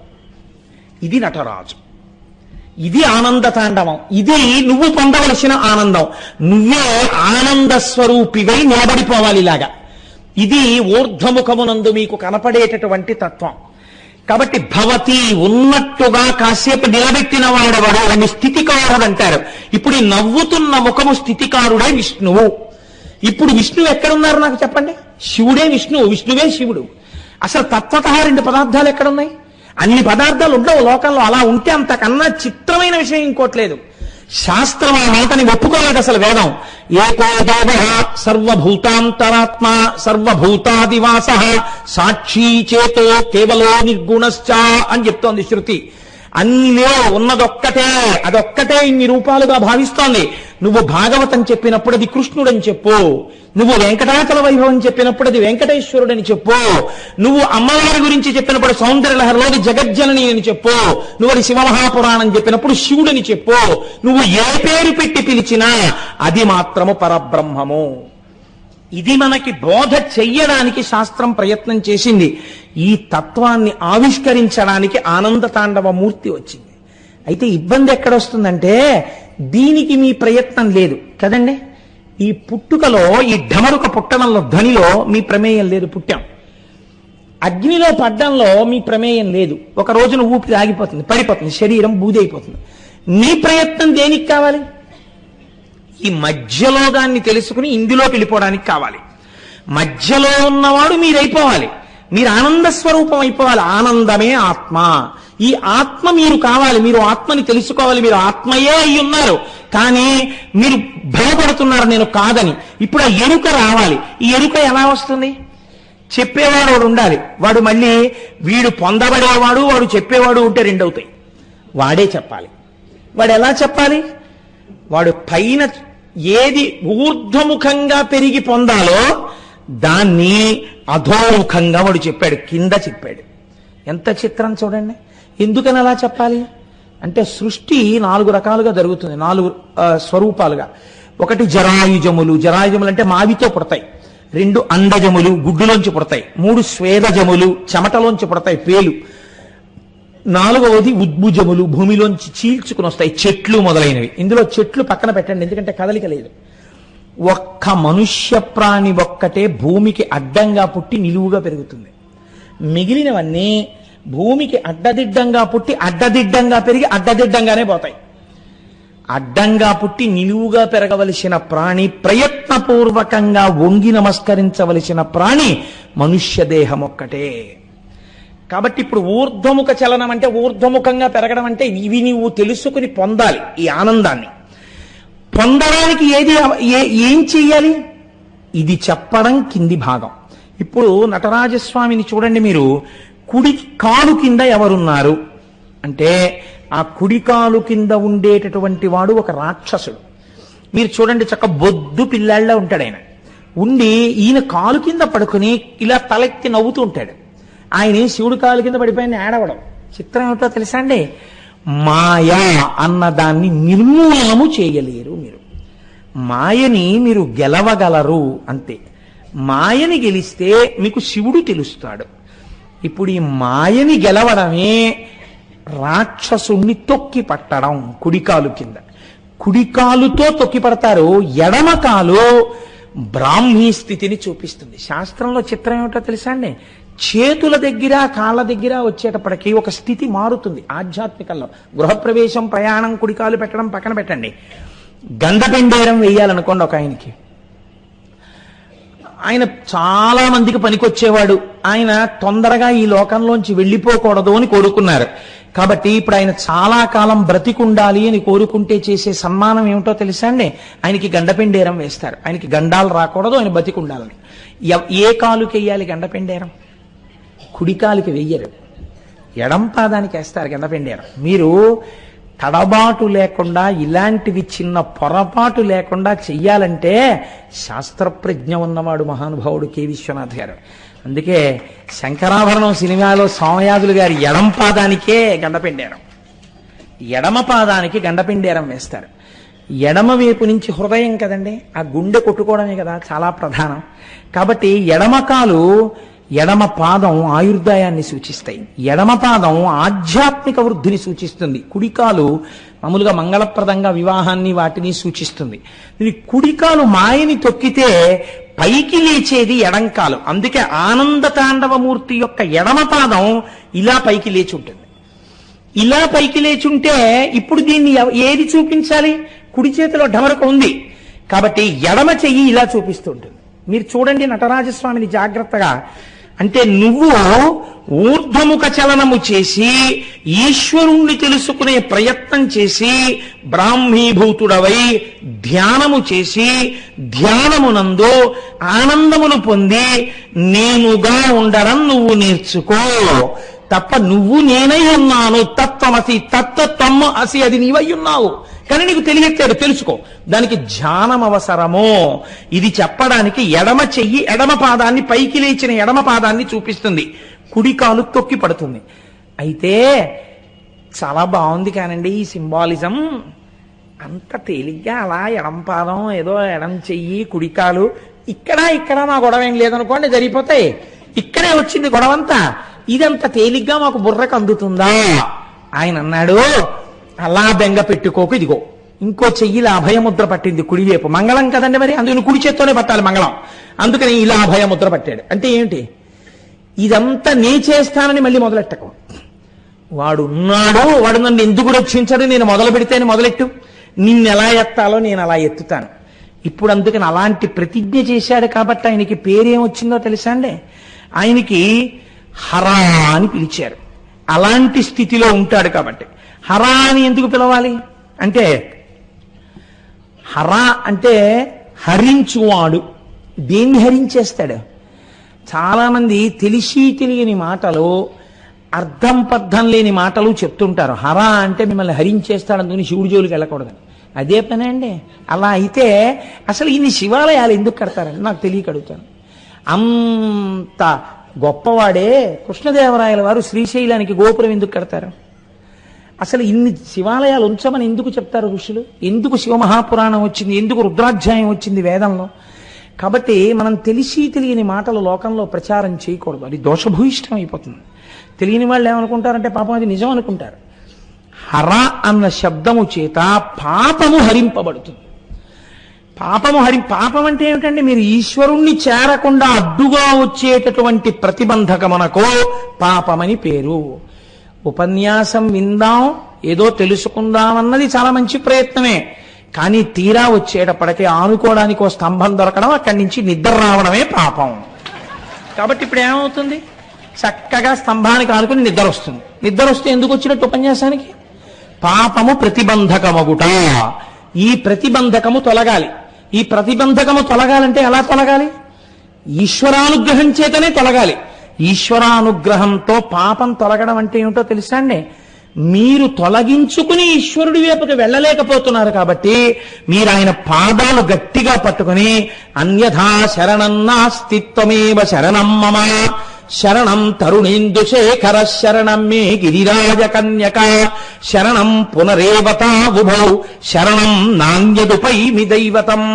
ఈశ్వరా, నిన్నే శరణు పొంది ఉన్నాను, నన్ను ఉద్ధరించు అని మీరు పూనికతో ఆయన పాదాలు పట్టుకుని ఒక నామం చెప్పండి, ఒక పువ్వు వేయండి. అందుకే ప్రపంచంలో అన్నింటికన్నా పనికి మాలినవేవో శివుడు అడుగుతాడు. ఎందుకు అడుగుతాడో తెలుసా అండి? ఉదారుడై ఉండాలండి ప్రపంచంలో. మీరు చూడండి, మీకు అన్ని రకాలుగాను అభ్యున్నతిని కలిగించేటటువంటివి ఏవి ప్రపంచంలో? లోకంలో అంత పూజనీయమైన వస్తువు అంటూ ఉంటే ఆవు పాలే. తల్లికి పాలు లేవనుకోండి, ఆవు పాలు పట్టాలి శిశువుకి. మీకు గ్రహదోషం వచ్చిందనుకోండి, ఆవు పాలతో అభిషేకం చేయాలి. మీరు ఆదివారం నాడు సూర్యుడికి పరవన్నం వండాలనుకోండి, ఆవు పాలతో వండాలి. మీకు ఈ పాలనిచ్చేటటువంటి ఆవు యొక్క గొప్పతనం చూడండి. మీరు నాకు నెలకి 10,000 రూపాయలతో 10,000 రూపాయల సామాగ్రి పెడితే తప్ప నేను చెంబుడు పాలు ఇవ్వనని ఆవు ఉందనుకోండి, అసలు ఆవు అన్నదే ఉండదు ఈ లోకంలో. కానీ మీ ఎవ్వరికీ అక్కర్లేని గడ్డి తాను తిని మీకు పాలు ఇచ్చేస్తుంది. ఇవ్వడంలో కూడా చిత్రం చూడండి. మీరేం చెయ్యాలి పాలు పొందడానికి? మీరేం చెయ్యక్కర్లా, దూడను వదిలితే చాలు. దూడ ఇలా వెళ్ళి ఆ శిరములను పట్టుకుని చప్పరించేటప్పటికీ పాలు వదులుతుంది. తిన్న ఆహారాన్ని వెనక్కి తీస్తుంది ఆవు. దానికి ఆ శక్తి ఉంది. జీర్ణం చేసేటప్పుడు గబగబా తినేసి ఉండలు ఉండలుగా మళ్ళీ వెనక్కి తెచ్చుకుని మళ్ళీ అలా తాదాత్మ్యంతో నవ్వులుతుంది. నవిలి నురగలు వస్తుంటాయి పక్క నుంచి. అప్పుడు మళ్ళీ మింగి, నిజంగా చాలా చిత్రంగా ఉంటుందండి. ఎక్కడైనా చెట్టు కింద ఆవు కనపడితే చక్కగా అలా చూస్తుండేవాడిని నేను పూర్వం. ఎందుకంటే అది నెమర వేసుకుంటున్నప్పుడు చూస్తుంటే నిజంగా బా ఏమి ధ్యానముద్రలో ఉందిరా ఇది అనిపిస్తుంది. నేను కోటేశ్వరరావు చెప్పారని కాదు, మీరు చూడండి, ఒక ఉండవ అది మింగింది ఇలా కంఠంలోంచి కడుపులోకి వెళ్ళిపోతుంది. ఒక్క క్షణం వ్యవధిస్తుంది, అలా నిలబడుతుంది నోరు మూసుకుని, అంతే అంటుంది. ఈ కడుపులోంచి ఇంకొక ఉండ మీకు కనపడుతుంటుంది. కనపడుతుండగా ఒక ఉండ ఇలా ముందుకొచ్చి కంఠంలోంచి నోట్లోకి వస్తుంది. ఇప్పుడు మళ్ళీ నోరు తెరిచి గడ్డిగా ఉండ మీకు కనపడుతుంది. దాన్ని మళ్ళీ బాగా నవ్వులుతుంది. నవిలి మళ్ళీ మింగుతుంది. ఈ మింగబడినది బాగా నవలవలసినది కలవ వావులో. ఏం ఆశ్చర్యం అండి! మీరు మళ్ళీ కట్టేస్తారేమో అని దొరికింది గబగబా తినేస్తుంది. తర్వాత మీరు కట్టేసినా మీకోసం సాయంకాలానికి అటువంటి పాలు సిద్ధం చేస్తుంది. ఇలా దూడొచ్చి చప్పరిస్తే తిన్న ఆహారాన్ని వెనక్కి తీయగలిగిన ఆవు పాలని వెనక్కి తీయడం చేత కాదు, తీయది వెనక్కి. వీడొచ్చి పితికేస్తున్నాడని తెలిసినా మీరు ఇలా చల్లి నీళ్లు ఆ శిరాన్ని పట్టుకుని పిండేస్తుంటే పాలని మాత్రం వెనక్కి తీరు, వదిలిపెట్టేస్తుంది. లోకమునందు మహోదయులైనటువంటి వారి యొక్క విషయాలన్నీ అలాగే ఉంటాయి. శివుడు కూడా అంతే. అందుకే 2 చాలా ఆయనకి, ఎవ్వరికీ పనికిరానివి. ఒక జిల్లేడు పువ్వు, ఒక తుమ్మి పువ్వు. ఈ 2 ఆయనకి చాలు. తుమ్మి పూలు ఎవరు దండలు కట్టుకుని తలలో పెట్టుకోరు. తుమ్మి పూలు ఎవరు అంత ఓపిగ్గా కొయ్యరు. కానీ ఆ తుమ్మి పూలు తీసుకొచ్చి ఇలా వేస్తే చాలు, పొంగిపోతాడు. జిల్లేడు సాధారణంగా పాడుపోయిపోయిన ఇళ్లలో ఉంటుంది, అందులోకి అసలు ఎవరు వెళ్ళరు. కాబట్టి మీరు జిల్లేడు పూలు కోసుకున్నారంట, అదేంటంటే పూలన్నీ కోస్తున్నారో అని ఎవరు అడగరు. ఆ జిల్లేడు పువ్వు ఈ 2 వేస్తే చాలు, పొంగిపోతాడు ఆయన. అబ్బబ్బబ్బబ్బా ఎంత పూజ చేసేసావురా అంటట. కాబట్టి చాలా తేలిక వాటిని బుచ్చుకుని పెద్ద ఫలితాలను ఇస్తాను. ఎందుకు భయపడతావు? ఇది అభయముద్ర. అసలు అలా చేస్తానను చాలు. ఇలా ఓ తుమ్మి పువ్వు పట్టుకొచ్చి ఇలా ఓ పాదం మీద వేయి, చాలు, నిన్ను కౌగిలించేసుకుంటాను నా వాణ్ణని. ఇది హర, నీ పాపాన్ని హరిస్తాను. హరించడంలో ఒక చిత్రం ఉంది. ఈ హరించినప్పుడు క్రమంగా పెరుగుతాడు ఉపాసకుడు. పెరిగి శివ అంటే మంగళాన్ని చేరుతాడు. నేను ఈశ్వర నీవాడను కావాలి అంటాడు. ఇప్పుడు ఈ స్థితి ఎలా ఉంటుందో తెలుసా అండి? తన వారి మధ్యలోనే ఉంటాడు, తన భార్యతో ఉంటాడు, తన పిల్లలతో ఉంటాడు, అందరూ తన వాళ్ళతో ఉంటాడు. కానీ తన వాడు ఎవడు అని అడిగితే లోపల మాత్రం నా శివుడు అంటూ ఉంటాడు. పైకి అండ అస్తమానం అలా అంటే ఇంట్లో గొడవలు వస్తాయి. అలా పైకి అనక్కర్లేదు, నేను చేరవలసినది శివుడనే అంటుంటాడు. ఇప్పుడు ఇలా అంటుంటే ఏమవుతుంది? భార్య భర్తని చేరడానికి ఎలా తపిస్తుందో తాను శంకరుణ్ణి చేరడానికి అలా తపిస్తాడు. అందుకే నాయిక నాయక భావనలతో కవిత్వాలన్నీ వచ్చాయండి. రమణ భగవానులంతటి వారు అరుణాచల అక్షర మణిమాల అని చెప్పి రచన చేసి అరుణాచలేశ్వరుణ్ణి పెళ్లి కొడుగ్గా తన్ని పెళ్లి కూతురుగా సంభావన చేసుకున్నారు. ఎందుకు చేస్తారో తెలుసా? అలాగే వైష్ణవ సంప్రదాయం నందు ఆళ్వారులు అని అంటారు. ఆళ్వారులు అంటే ఏమిటో తెలుసా అండి మీకు? సమస్త శుభలక్షణములు కలిగినటువంటి స్త్రీ ఒక అర్థంలో. అందుకే మీరు పూర్వ రాజశాసనాలు చూస్తే ఫలానా ఆళ్వారిని రాజు పెళ్ళాడని ఉంటుంది. అంటే వాళ్ళు సమస్తమైనటువంటి శుభలక్షణములంటే గొప్ప పవిత్రమైన భక్తిభావమును కలిగినటువంటి వారు, ఈశ్వరుడి చేత పొందడానికి యోగ్యమైనటువంటి వారు. అలాగే మీరు ఈశ్వరుణ్ణే పొందాలనుకున్నప్పుడు భార్య భర్తని చేరినట్టు తాను ఈశ్వరుణ్ణి చేరాలని ఒక్కడే పురుషుడున్నాడు. పతిం విశ్వస్యాత్మేశ్వరగం శాశ్వతగం శివం అచ్యుతం అంటాడు. ఆ శివుడొక్కడే పురుషుడు, వాణ్ణి మేము చేరాలంటారు. ఇప్పుడు స్త్రీ పురుష భావన ఉందా? అందరూ స్త్రీలే, అందరూ ఆయన్ని చేరాలనుకుంటారు. చిత్రం ఏమిటో తెలుసా అండి? ఈ పొందిన స్థితి మీకు గమ్మత్తుగా ఉంటుంది. ఒకానొకప్పుడు బృందావనంలో మహానుభావుడు వల్లభాచార్యుల వారిని చాలా గొప్పవారు. వారు బృందావనానికి విజయం చేశారు. విజయం చేసి అక్కడ స్తోత్రాలు, భజనలు, పాటలు, శిష్యులు చాలా అందంగా గడుపుతున్నారు. అదే బృందావనానికి మీరాబాయి వెళ్ళింది. వెళ్ళి ఆవిడ కూడా మహాభక్తి తత్పరురాలు. మీరాబాయి కబురు చేసింది వల్లభాచార్యుల వారికి, అయ్యా ఒక్కసారి మీ దర్శనం చెయ్యాలనుకుంటున్నాను అంటే ఆయన అన్నారు, మేము స్త్రీలని చూడం కాబట్టి మీకు దర్శనం ఇవ్వడం కుదరదు అని కబురు చేశారు. అంటే మీరాబాయి అంది, ఇప్పటి వరకు నేను లోకంలో ఒక్కడే పురుషుడు అనుకున్నాను, రెండో పురుషుడు బృందావనానికి వచ్చాడా అని కబురు చేసింది. కబురు చేస్తే వల్లభాచార్యుల వారు తెల్లబోయారు. ఏమిటి మాట అని అడిగారు. సమస్త జగత్తు పొందవలసినది కృష్ణుడిని ఒక్కడిని, అందుకని నాకు తెలిసి కృష్ణుడు ఒక్కడే పురుషుడు, అందరూ ఆయన్ని చేరుతారు. కృష్ అంటే నిరతిశయ ఆనందం. అందుకే మీకు ఇందాక చెప్పా, కృష్ణుడన్నా శివుడన్నా అన్ని ఒక్కటే అని. ఇప్పుడు కొత్తగా వల్లభాచార్యులు వారు ఒక ఆయన వచ్చి నేను పురుషుణ్ణి కాబట్టి స్త్రీని చూడండి అంటున్నారు, ఈయనకు ఇంకో పురుషుడు కూడా ఉన్నాడా బృందావనంలో అని అడిగాను అన్నారు. ఇప్పుడు వల్లభాచార్యులు వారి మాట విని, ఈ స్థాయి పొందినటువంటి తల్లినితో నేను ఇలా మాట్లాడడం పొరపాటు, నేనే ఆ తల్లిని చూడ్డానికి వస్తున్నానని మా మీరాబాయి గారి దర్శనానికి వల్లభాచార్యులు వారు వచ్చారు. ఈ స్థితిని పొందడం హర నుంచి శివని చేరడం, ఈ శివ దగ్గర నుంచి ఆనందతాండవమూర్తిలోకి లయమైపోవడం, తాను ఆనందముగా మారిపోవడం. తాను ఆనందముగా మారిపోతుంటే ఇప్పుడు ఏమవుతుంది? అంత ఆనందతాండవం చేసేవాడు ఎవరు? మీరు జాగ్రత్తగా ఈ ప్రశ్నకి జవాబు చెప్పండి. ఎవరు చేస్తున్నారు ఇది? అప్పుడు పంచకట్టుకు చేస్తున్నాడు, కానీ ఎవరు చేస్తున్నారు? దిగంబరుడు చేస్తున్నాడు. అంత ఆనందం. ఆయన బట్టే కట్టుకోడు. ఎందుకు కట్టుకోడో తెలుసా అండి? ఒకసారి భిక్షుకమూర్తిగా వచ్చారు ఆయన. అప్పుడు ఆయన బట్టలు లేకుండా వచ్చారు. ఎందుకు వస్తారు అంటే శరీర భ్రాంతి లేకపోవడాన్ని ఆనందం అంటారు. రమణుల గురించి మీరు విన్నారు కదా, అసలు ఇది ఒకటి ఉంది అని ఆయనకి తెలియదు. పుండుకి పుండు పుట్టిందన్నారు ఆయన. అందుకని ఇది నేనేమిటి, ఇది నేను కాదు, నేను అంతటా నిండి ఉన్నాను, నాకు మరణం ఏమిటి, నా శరీరానికి మరణం ఉంది, నాకు మరణం లేదన్నారు. అటువంటి ఆత్మస్వరూపి అయినటువంటి ఆనంద తాండవమూర్తి యందు సాధకుడు కలిసిపోతే అప్పుడు ఏమవుతుంది? తానే నటరాజు అయిపోయాడు, తానే ఆనంద తాండవమూర్తి అయిపోయాడు. ఇప్పుడు ఇంకా ఆయనకి మళ్ళీ చావడం అన్నది ఉండా? ఇదే ఆఖరి చావు, శరీరానికి ఇదే చిట్ట చివరి చావు. ఇంకొకసారి చావడం. ఎందుకు చావడం? ఇంకొకసారి పుట్టడు కనుక. ఇది దేని వలన వస్తోంది మీరు బాగా గుర్తుపట్టండి. శివుడి యొక్క విశేషములు వేటిని మీరు సామాన్యంగా తీసుకోవడానికి ఉండవు. ఇది దేని వలన వస్తోంది? మీరు కేవలంగా ఒక నటరాజస్వామి వారి మూర్తిని పెట్టుకుని అష్టోత్తరం చేస్తాను, సహస్రం చేస్తాను, నటరాజస్వామి వారి మీద నేను పెద్ద పెద్ద స్తోత్రాలు చేస్తాను అంటే మీకు ఈ నటరాజ తత్వము ఆవిష్కరింపబడుతుందా? మీకు లోపల జీర్ణం అవుతుందా? జీర్ణము కాదు. ఇలా చూడాలన్న కోరిక పుట్టడమే చాలా కష్టం అండి. అసలు అలా తెలుసుకుని అలా చూడాలని కోరిక పుట్టినా అది నిలబడడం ఇంకా కష్టం. ఎందుకనంటే కింద నవ్వుతూ ఒకడు చచ్చిపోడు, బతికే ఉంటాడు కుడికాలు కింద. వాడు ఎప్పుడు లేచి పట్టేసుకుంటాడో మళ్ళీ తెలియదు.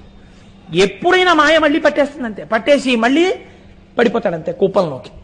అలా ఎప్పుడు పడిపోతాడో తెలియదు. మీకు నేను ఒక ఉదాహరణ చూపిస్తాను, చాలా ఆశ్చర్యకరంగా ఉంటుంది. రావణాసురుడు శంకరుణ్ణి ప్రార్థన చేశాడు. నాకు ఎటువంటి శంకరుణ్ణి చూడాలనుందో తెలుసా అంటే, వాడు అసాధ్యం కూడా, వాడు పోనీ ఏదో శివలింగంలా చూడాలనుంది, లేకపోతే కూర్చున్న వాడిని చూడాలనుంది అని వాడు అడగలేదు. నాకు జటాటవీగల జల ప్రవాహ పావిత స్థలే గళేవలంబ్యలంబితాంభుజంగ తుంగమాలికాం ఢమఢమఢమఢమన్నినాదమడ్డవర్వయం చకార చండ తాండవంతనోతున శివ శివం జటాకటాహ సంభ్రమ భ్రమన్నిలింప నిర్జరీ విలోల వీచి వల్లరీ విరాజమానమూర్ధని ధగద్ధగద్ధగజ్వలల్లలాట పట్టపావకే కిశోర చంద్రశేఖరే రతి ప్రతిక్షణం మమ ధరాధరేంద్రనందిని విలాస బంధు బంధుర స్ఫురద్దిగంత సంతతి ప్రమోదమాన మానసే కృపాకటాక్షధోరణి నిరుద్ధదుద్ధరాపతి క్వచిద్దిగంబరే మనో వినోదమేతుమస్తుని జటాభుజంగ పింగళ స్ఫురత్మణామణి ప్రభా కదంబ కుంకుమద్రవ ప్రణిప్త దిగ్వధూముఖే మదాంద సింధుర స్ఫురత్తదుత్తరీయ మేదురే మనోవినోదమద్భుతం బిభర్తుభూత భర్తరి సహస్రలోచన ప్రభృత్య శేషలేఖ శేఖర ప్రసూనధూళి ధోరణి విధూసరంగ్రిపీఠ భూ భుజంగరాజమాలయా నిబద్ధజాట జూటక శ్రియైచరాయ జాయతాం చకోర బంధుశేఖర లలాట చత్తరజ్వలద్ధనంజయ స్ఫులింగబానిపీత పంచసాయకన్నమన్నిలింపనాయకం సుధామయూఖలేఖయా విరాజమానశేఖరం మహాకపాలి సంపదే శిరోజటాలమస్తున కరాళపాల పట్టికా ధగద్ధగద్ధగద్ధగజ్జలల్లలాట పట్టపావక ధనంజయాధరీకృత ప్రచండ పంచసాయకే ధరాధరేంద్ర నందినీ కుచగ్ర చిత్రపత్రక ప్రకల్పనైక శిల్పిని త్రిలోచనేమ చిర్మమ నవీన మేఘమండలీ నిరుద్ధదుద్ధరాపది కుహూనిషీదినీతమ ప్రబద్ధబద్ధ కందర నిలింప నిర్జరీధర స్తనోతు కృత్తి సింధుర కళానిధాన బంధుర శ్రీయం జగద్ధురంధర అంటూ అగర్వ సర్వమంగళా కళా కదంబ మంజరీరస ప్రవాహ మాధురీ విజృంభణా మధువ్రతం స్మరాంతకం పురాంతకం మఖాంతకం గజాంధకాంతకాంతకం తమంతకాంతకం భజే పృషద్ది చిత్తతల్పయోర్భుజంగముక్తిక స్రజో గరిష్టరత్నలోష్టయో సుహృద్ది పక్షపక్షయో తృణారవింద చక్షుషో మహామహీ మహేంద్రయో సమప్రవర్తయన్ మనః కదా సదాశివం భజే. అటువంటి వాణ్ణి కదా నిలింప నిర్జరీని కుంజకోటరేవ సన్విముక్త దుర్మతి సదాశిరస్తి మంజలిం వాన్ విముక్తలోలలోచనల్లలాటపాల లగ్నక శివేతి మంత్రముచ్చర సదాసుఖీ భవామ్యాం ఇమం హి ఏవ నిత్యమేవ ముక్తముత్తమం స్తవం పఠన్ స్మరన్ భ్రువన్నరో విశుద్ధివేతి సంతతం హరే గురౌ సుభక్తియాసు యాతి నాన్యధంగతిం విమోహనం విదేహినం సుశంకరస్య చింతనం అన్నాడు. ఇంత చెప్పి జటాకటాహ సంభ్రమ భ్రమన్నిలింప నిర్జరి ఆనంద తాండవం చేస్తున్నప్పుడు ఆ జటాజూటంలో ఉన్నటువంటి గంగ బింది తిరుగుతున్నప్పుడు నీళ్లు ఎలా తిరుగుతాయో అలా తిరుగుతూ పైకి చిప్పిల్లుతున్నవాణ్ణి, జటలు అటు ఇటు ఊగిపోతున్నవాణ్ణి, ఆయన శరీరమును ఆశ్రయించి నిలబడలేక జారిపోతూ శరీరాన్ని గట్టిగా కరిచి పట్టుకున్న పావులున్నవాణ్ణి, ఆనంద తాండవం చేస్తున్నప్పుడు వేదికంతా భస్మతో నిండిపోయేటట్టుగా జలజలా రాలిపోతున్నటువంటి వాణ్ణి, పక్కన అమ్మవారు కూడా చూస్తూ నిలబడలేక సంతోషంతో లేచి తల్లి కూడా నాట్యం చేస్తుంటే జగత పితరం వందే అని ఇద్దరూ కలిసి చేస్తున్నటువంటి తాండవమున్న మూర్తిని, ఏనాడు నేను గంగా తీరంలో స్నానం చేసి సైకతంలో కూర్చుని రెండు చేతులు శిరస్సు మీద పెట్టి కదా నిలింప నిర్జరీని కుంజకోటరేవ సన్విముక్త దుర్మతి సదాశిరస్తమంజలింవాన్ నేను లోపల పంచాక్షరి మహామంత్రం చేస్తూ అలా చూస్తుంటే నాకు వారణాసి శిఖర గోపురముల మీద నుంచి 3 నేత్రములు కలిగినటువంటి ఆ ఆనంద తాండవమూర్తి అయిన శంకరుడు నాకెన్నడూ దర్శనమిస్తాడో నేను ఉవ్విళ్ళూరుతున్నాను, నాకు శంకరుడు గురువయ్యిట్లు దర్శనమిచ్చుగాక అని స్తోత్రం చేశాడు. ఇంత స్తోత్రం చేసినటువంటి రావణాసురుడు అలా నిలబడగలిగాడా? మీరు ఆలోచించండి. మీరు విన్నారు కదా జ్యోతిర్లింగాన్ని, రానా వెంట లంకకన్నాడు. ఏమైపోయింది మరి ఈ స్తోత్రం? అంటే అంతలో కమ్మింది మాయ. అడగడం కాదు, అడిగినవాడు నిలబడడం కూడా చాలా కష్టం. ఆ నిలబడడానికి శివానుగ్రహము ఉండి తీరాలి. శివానుగ్రహము కలిగిందా ఆయనే నడిపిస్తాడు. ఈ నడిపించడం అన్నది ఎంత చిత్రంగా ఉంటుందో తెలుసా అండి శాస్త్రంలో. పూర్వకాలంలో ఋషులు కర్మఠులై ఉన్నారు కొంతకాలం. కర్మఠులై ఉండడం అంటే వాళ్ళకి నమ్మకం ఏమిటంటే కేవలం కర్మ చేస్తే చాలు ఫలితం వచ్చేస్తుంది. నేను మీకు చెప్పాను కదా, నటరాజస్వామి ముందు కూర్చుని పూజ చేసేస్తే నటరాజ తత్వము మీకు తెలిసిపోతుందా? మీరు ఆనంద తాండవమూర్తిగా మీరు మారగలరా? మీరు మారలేరు. మీరు ఎప్పుడు మారగలరు? మీరు దాని తత్వాన్ని తెలుసుకుని, మీ యొక్క యథార్థ స్వరూపాన్ని తెలుసుకుని, మాయ ఏమిటో తెలుసుకుని, గురుముఖత జ్ఞానాన్ని పొందితే అప్పుడు మీరు ఈశ్వరుడు యందు ప్రవేశించేటటువంటి అదృష్టం కలుగుతుంది. మీ స్వస్వరూప భాష కలిగి మీరు ఈశ్వరుడిగా నిలబడగలరు. ఇది కలగడానికి కేవల బాహ్య పూజ సరిపోతుందా? సరిపోదు. అలాని మానేయవచ్చా? మానేయకూడదు. ఇప్పుడు ఎక్కడ ఇబ్బంది వస్తుందంటే, కేవలము బాహ్య పూజ ఈ స్థితిని అందించగలదు అనుకుని మొదలు పెడితే అది ఆ స్థాయిని మీకు అందించలేదు. ఇప్పుడు దోషం ఎక్కడొస్తుందంటే, పూజ చెయ్యడంలో దోషం లేదండి. జ్ఞాని కూడా పూజ చేస్తాడు, హాయిగా చేయొచ్చు, తప్పేం లేదు. కానీ పూజ చేసేటప్పుడు ఈ పూజ పండి ఫలించి ఈశ్వరానుగ్రహంగా మారి నాకు జ్ఞానాన్ని ఇస్తుంది అని పూజ చెయ్యాలి తప్ప కేవలం ఈ పూజ నన్ను ధరించేసి ఈశ్వరుల్లో కలిపేస్తుందని అనుకుంటే కించిత్ పొరపాటు అయినట్టు. ఇప్పుడు చూడండి ఎక్కడ దోషం జరిగింది మునుల వలన. వాళ్ళు అన్నారు, మేము శివలింగానికి పూజ చేస్తే చాలు. వాళ్ళ భార్యలు ఎటువంటి వారు? వాళ్ళు స్త్రీలు. వాళ్ళకి ఉపాసన ఉందా? వాళ్ళు చేస్తారా పూజ? వాళ్ళు చేయరు. వాళ్ళు చేయకపోయినా వాళ్ళు ఏం చేశారు? వాళ్ళు చెయ్యకుండా వాళ్ళు అన్నారు, ఈశ్వర పూజ దేని కొరకు? ఈశ్వరానుగ్రహము కొరకు.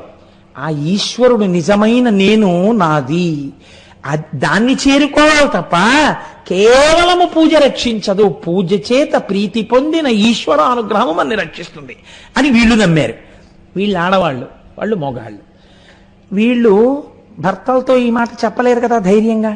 అందుకని వీళ్ళు రోజు కర్మలంపటులై పూజ ఒక్కటే చేసేవారు, జ్ఞానం వైపుకి వెళ్ళలేదు. ఒకానొకనాడు అరణ్యంలోకి దర్భలు సేకరించుకుని, మారేడు దళాలు సేకరించుకుని, పువ్వులు సేకరించుకుని రావడం కోసమని వెళ్ళారు. పరమశివుడు గొప్ప సౌందర్య రాశి అయి, రాశీభూతమైన అందమై, అసలు కన్ను విప్పి చూసిన తరువాత ఇంకా కన్ను ముయ్యలేనంత అందగాడై ఆయన ఈ దారుకావనంలో ఈ మునులు ఉండేటటువంటి ఆ కుటీరముల దగ్గరకు వచ్చాడు. రావడంలో ఒక చిత్రం చేశాడు. ఎలా వచ్చాడు? ఒంటి మీద నూలు పోగు లేకుండా వచ్చాడు. ఇది భిక్షాటనమూర్తి అని చాలా సౌందర్య రాశి. మీకు చాలా చోట్ల ఈ మూర్తి ఉంటుంది. వస్త్రము లేని భాగాన్ని ఒక పాము చుట్టుకున్నట్టుగా వేస్తూ ఉంటారు ఫోటోలు. నేను ఎక్కడ చూశానో నాకు స్ఫురణలో లేదు, కానీ చాలా పెద్ద ఫోటో. భిక్షాటనమూర్తి ఎంత అందంగా ఉంటుందో. ఇటువంటి భిక్షాటనమూర్తిగా వస్తే ఈ మునుల యొక్క భార్యలు భాగవతంలో కృష్ణుడు రాసలీల చేసిన సందర్భంలోలా తమ బిడ్డల్ని భర్తల్ని విడిచిపెట్టి వీరందరూ వెళ్లి శంకరుణ్ణి కౌగిలించుకున్నారు. దీని యందు మీరు దోషం పట్టకూడదు. వీళ్ళు ఎందుకు వదిలిపెట్టారు తత్వం చూడాలి. వీళ్ళు ఏది వదిలినట్టు? నేను నాది, ఈ రెండు వదిలిపెట్టారు. ఇది నేను కాదు, దీనికి సంబంధించినవి నావి కావు. యథార్థమైన నేనేది, లోనున్న నేను అదే ఇప్పుడు నేల మీద ఇలా నడుస్తూ వచ్చింది. అదే నేను, నేనే అది. కాబట్టి దానిలో చేరిపోవాలి. ఇది కౌగలించుకోవడం అంటే, ఆలింగనం అంటే. తప్ప దోషభూయిష్టంగా మీరు ఆలోచించకూడదు దాని గురించి. ఇప్పుడు మునులు వచ్చారు. వాళ్ళకి జ్ఞానం ఉందా? నేను నాది వదలడం వాళ్ళకి తెలుసా? తెలియదు. వాళ్ళకేం తెలుసు? కర్మ తెలుసు అంతే. పూజ ఒక్కటే తెలుసు వాళ్ళకి. బాహ్యమనందు తెలియని వాళ్ళల్లా ఉన్నవాళ్ళు వీరు. వీళ్ళింత జ్ఞానంతో ఉన్నారు. చాలా జ్ఞానంతో ఉన్న వాళ్ళల్లా వాళ్ళు ఉన్నారు. వాళ్ళు కేవలము కర్మ దగ్గర మాత్రమే నిలబడిపోయారు. కాబట్టి ఇప్పుడు వాళ్ళకి ఎలా కనపడ్డాడు శివుడు? తమ భార్యలని ఎత్తుకుపోతున్న వాళ్ళ కనపడ్డాడు. ఇంత అందగాడిగా వచ్చి మా భార్యల్ని తన వెంట వేసుకుపోతున్నాడు రా అనుకున్నారు. కాబట్టి ఇప్పుడు వాళ్ళు ఏం నమ్మారు? వాళ్ళు కర్మని నమ్మారు. వాళ్ళకి సాక్షాత్తు శంకరుడు వచ్చాడు రా, ఆనంద తాండవమూర్తిగా. ఈ సృష్టి ఆయనది, తాను సృష్టించిన వస్తువులు ఇవన్నీ. ఆయనకి కర్మ దారుకావనానికి వచ్చి మన భార్యలను ఎత్తుకెళ్ళడం ఆయనే అనుకుంటే ఇలాంటి వాళ్ళని ఎంతమందిని సృష్టి చేయగలడు? అని వాళ్ళు అనుకోలేదు. ఎందుకని? జ్ఞానము తగ్గింది, జ్ఞానము కలగలేదు. కలగకపోవడంలో వాళ్ళు వెంటనే హోమగుండాన్ని వ్రేల్చారు. వ్రేల్చి కర్మ చెయ్యడం మొదలుపెట్టారు. ఎటువంటి కర్మ? అభిషేక హోమం మొదలుపెట్టారు. అంటే అందులోంచి ఉగ్రమైన శక్తుల్ని పుట్టించారు. పుట్టించి ఇప్పుడు అందులోంచి మొట్టమొదట ఒక ఏనుగుని సృష్టించారు. పెద్ద ఏనుగుని సృష్టించి ఆ ఎదురుగుండా ఉన్నవాణ్ణి సంహరించు అని ఆయన మీదకి ప్రయోగించారు. ఇప్పుడు ఈ అగ్నిహోత్రాన్ని వ్రేల్చడం కోసమని చెప్పి వీళ్ళు వాడినటువంటి మంత్రములు ఏమున్నాయో శబ్దశక్తి కదండి పుట్టింది. అగ్నిలోంచి పుట్టాలంటే శబ్దశక్తి కదా పుట్టింది. ఈ శబ్దశక్తి ఎవరి వల్ల వచ్చింది? శివుడి వల్లే వచ్చింది, డమరుకలోంచి. ఇది వాడి సొత్తే వాడి మీద ప్రయోగిస్తే వాడి మీద ఎలా పనిచేస్తుందని వాళ్ళకి అర్థం కాలేదు. వాడు యజమానికి చెందిన వస్తువే ఒకటి కొత్తగా సృష్టించామని వాళ్ళు అనుకోలేరు. ఇది జ్ఞానం లేకపోవడం అంటే. ఇది భక్తి లోపించడం, జ్ఞానము లోపించడం, కేవలం కర్మఫలు కావడం. దిద్దుకోవాలి ఇది చాలా మంది లోకంలో.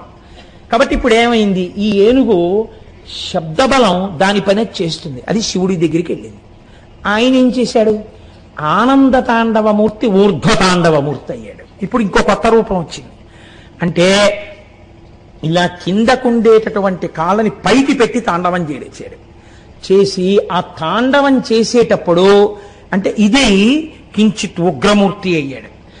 మీరు ఎవరిది ఈ లోకమో తెలుసుకోకుండా, ఎవరి సృష్టి అయిన శబ్దము వలన ఇవి పుట్టాయో తెలుసుకోకుండా నాదాన్ని నా మీదకి పంపిస్తున్నారు.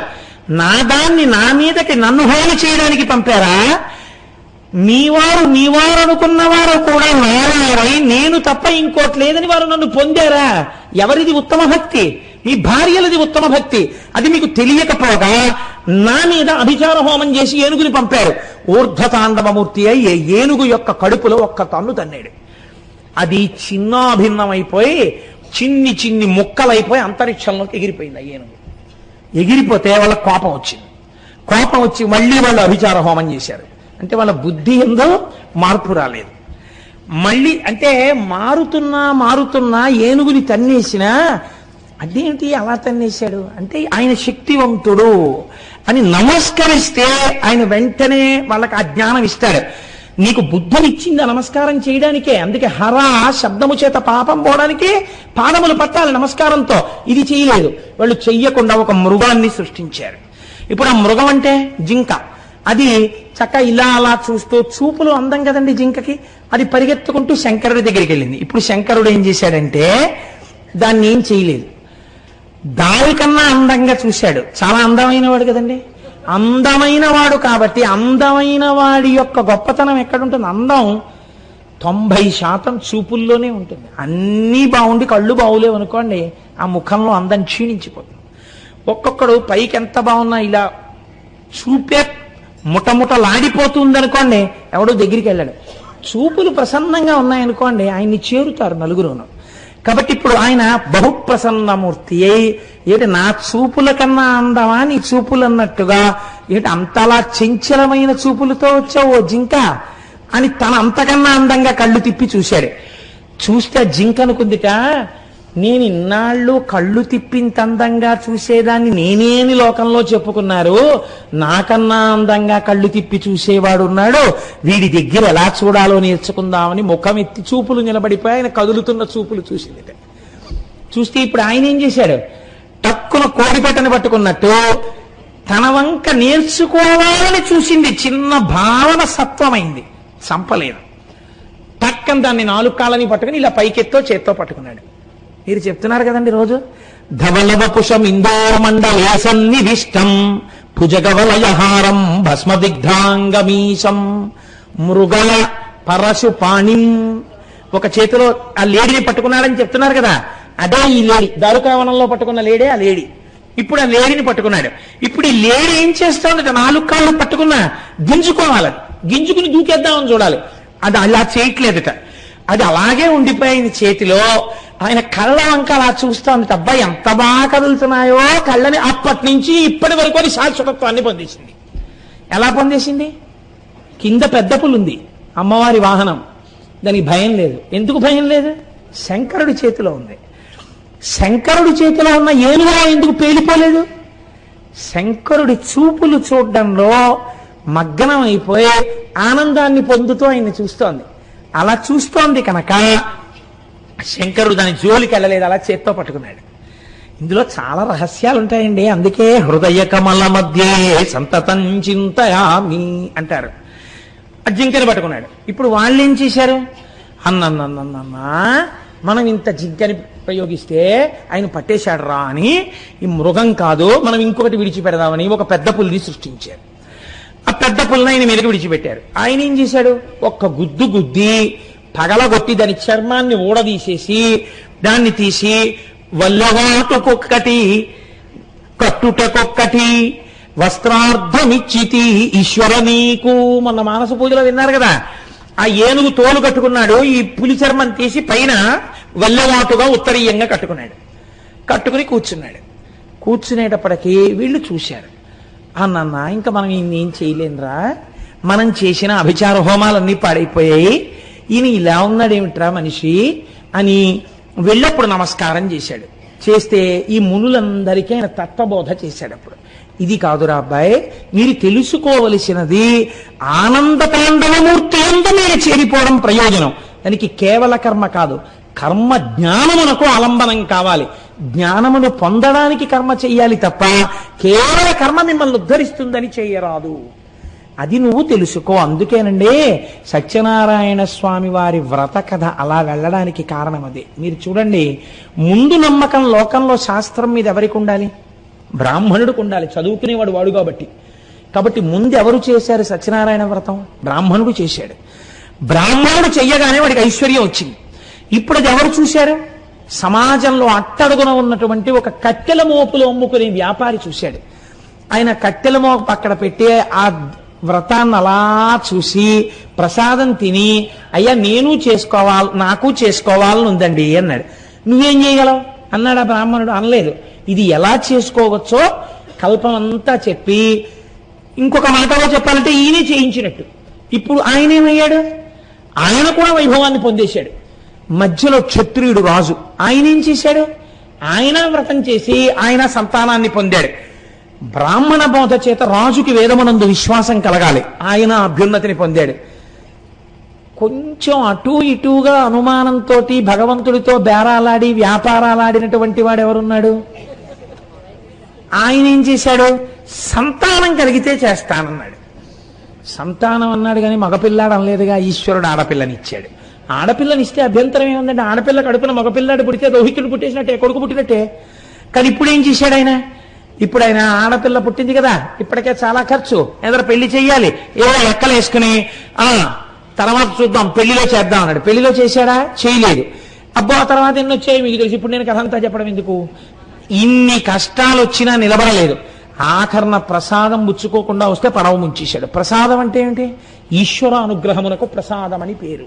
ప్రసాదం తింటే లోపలికి వెళ్ళి మనస్సులో ఆరోవంతుగా మారి బుద్ధిగా మారి, ఆ బుద్ధి చేత ఇప్పటి వరకు మీరు పడుతున్న కష్టానికి తెలియనటువంటి పరిష్కారం మీ మనస్సులోని గోచరమై మీరు ఆ పని చేయడం వల్ల మీ కష్టం తీరిపోతుంది. అయ్యో ఇన్నాళ్ళు తెలియలేదండి, ఇంత చేస్తే ఇదిగో ఆయన దగ్గరికి వెళ్తే అయిపోయిందండి పని అంటే. ఇది ఎక్కడి నుంచి వచ్చింది? ప్రసాదము ద్వారా వచ్చినది. అందుకే మన సనాతన సంప్రదాయమునందు పులిహార లోపలికి తీసుకెడుతుంటే కళ్ళకద్దుకోరు, నైవేద్యం పెట్టి బయటికి తీసుకొస్తే కళ్ళకద్దుకుని నోట్లో వేసుకుంటాం. ప్రసాదం అంటే ప్రసాదమే మనకి. అంతేకాని ఈశ్వరుడు తిన్నాడా అండి, ఎందుకు పెట్టడం అండి, ఇలాంటి వెర్రి మాటలు చేతకాక ఋషులు పెట్టలేదు నైవేద్యాన్ని. ఆయన దృష్టి చేత అనుగ్రహిస్తాడు రా అని చెప్పింది శాస్త్రం. ఒకవేళ నిజంగా నువ్వు భక్తితో పెడితే తింటాడేమో.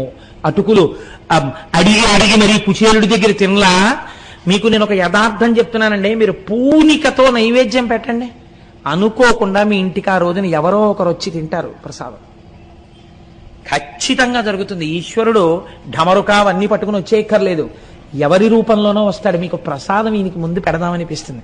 ఇంత పళ్ళెంలో పెడతారు, అబ్బా కోటేశ్వరాలు మంచి వేళకు వచ్చానండి, ఎంత అదృష్టం అండి వాళ్ళకు ప్రసాదం దక్కింది అని ఆయన ప్రసాదం ఆయనే కళ్ళకత్తుకుని నోట్లో వేసుకుంటాడు. అది ఆయనే ఈయనగా వచ్చాడని మీరు గుర్తించాలి. ఈశ్వరుడు అలా వచ్చి స్వీకరించి మీకు వ్రతఫలాన్ని ఇస్తాడు ఒక్కొక్కసారి. కాబట్టి ఈ కర్మ జ్ఞానమునకు దారి తీయాలి. మీకు మీ ఎడల అలా జరగలేదు. జరగకపోవడం దీనికి అంతటికీ కారణమైందని స్వామి ఇప్పుడు వీటిని తీసుకుని తాను చేతులలో ఆభరణములుగా ధరించారు.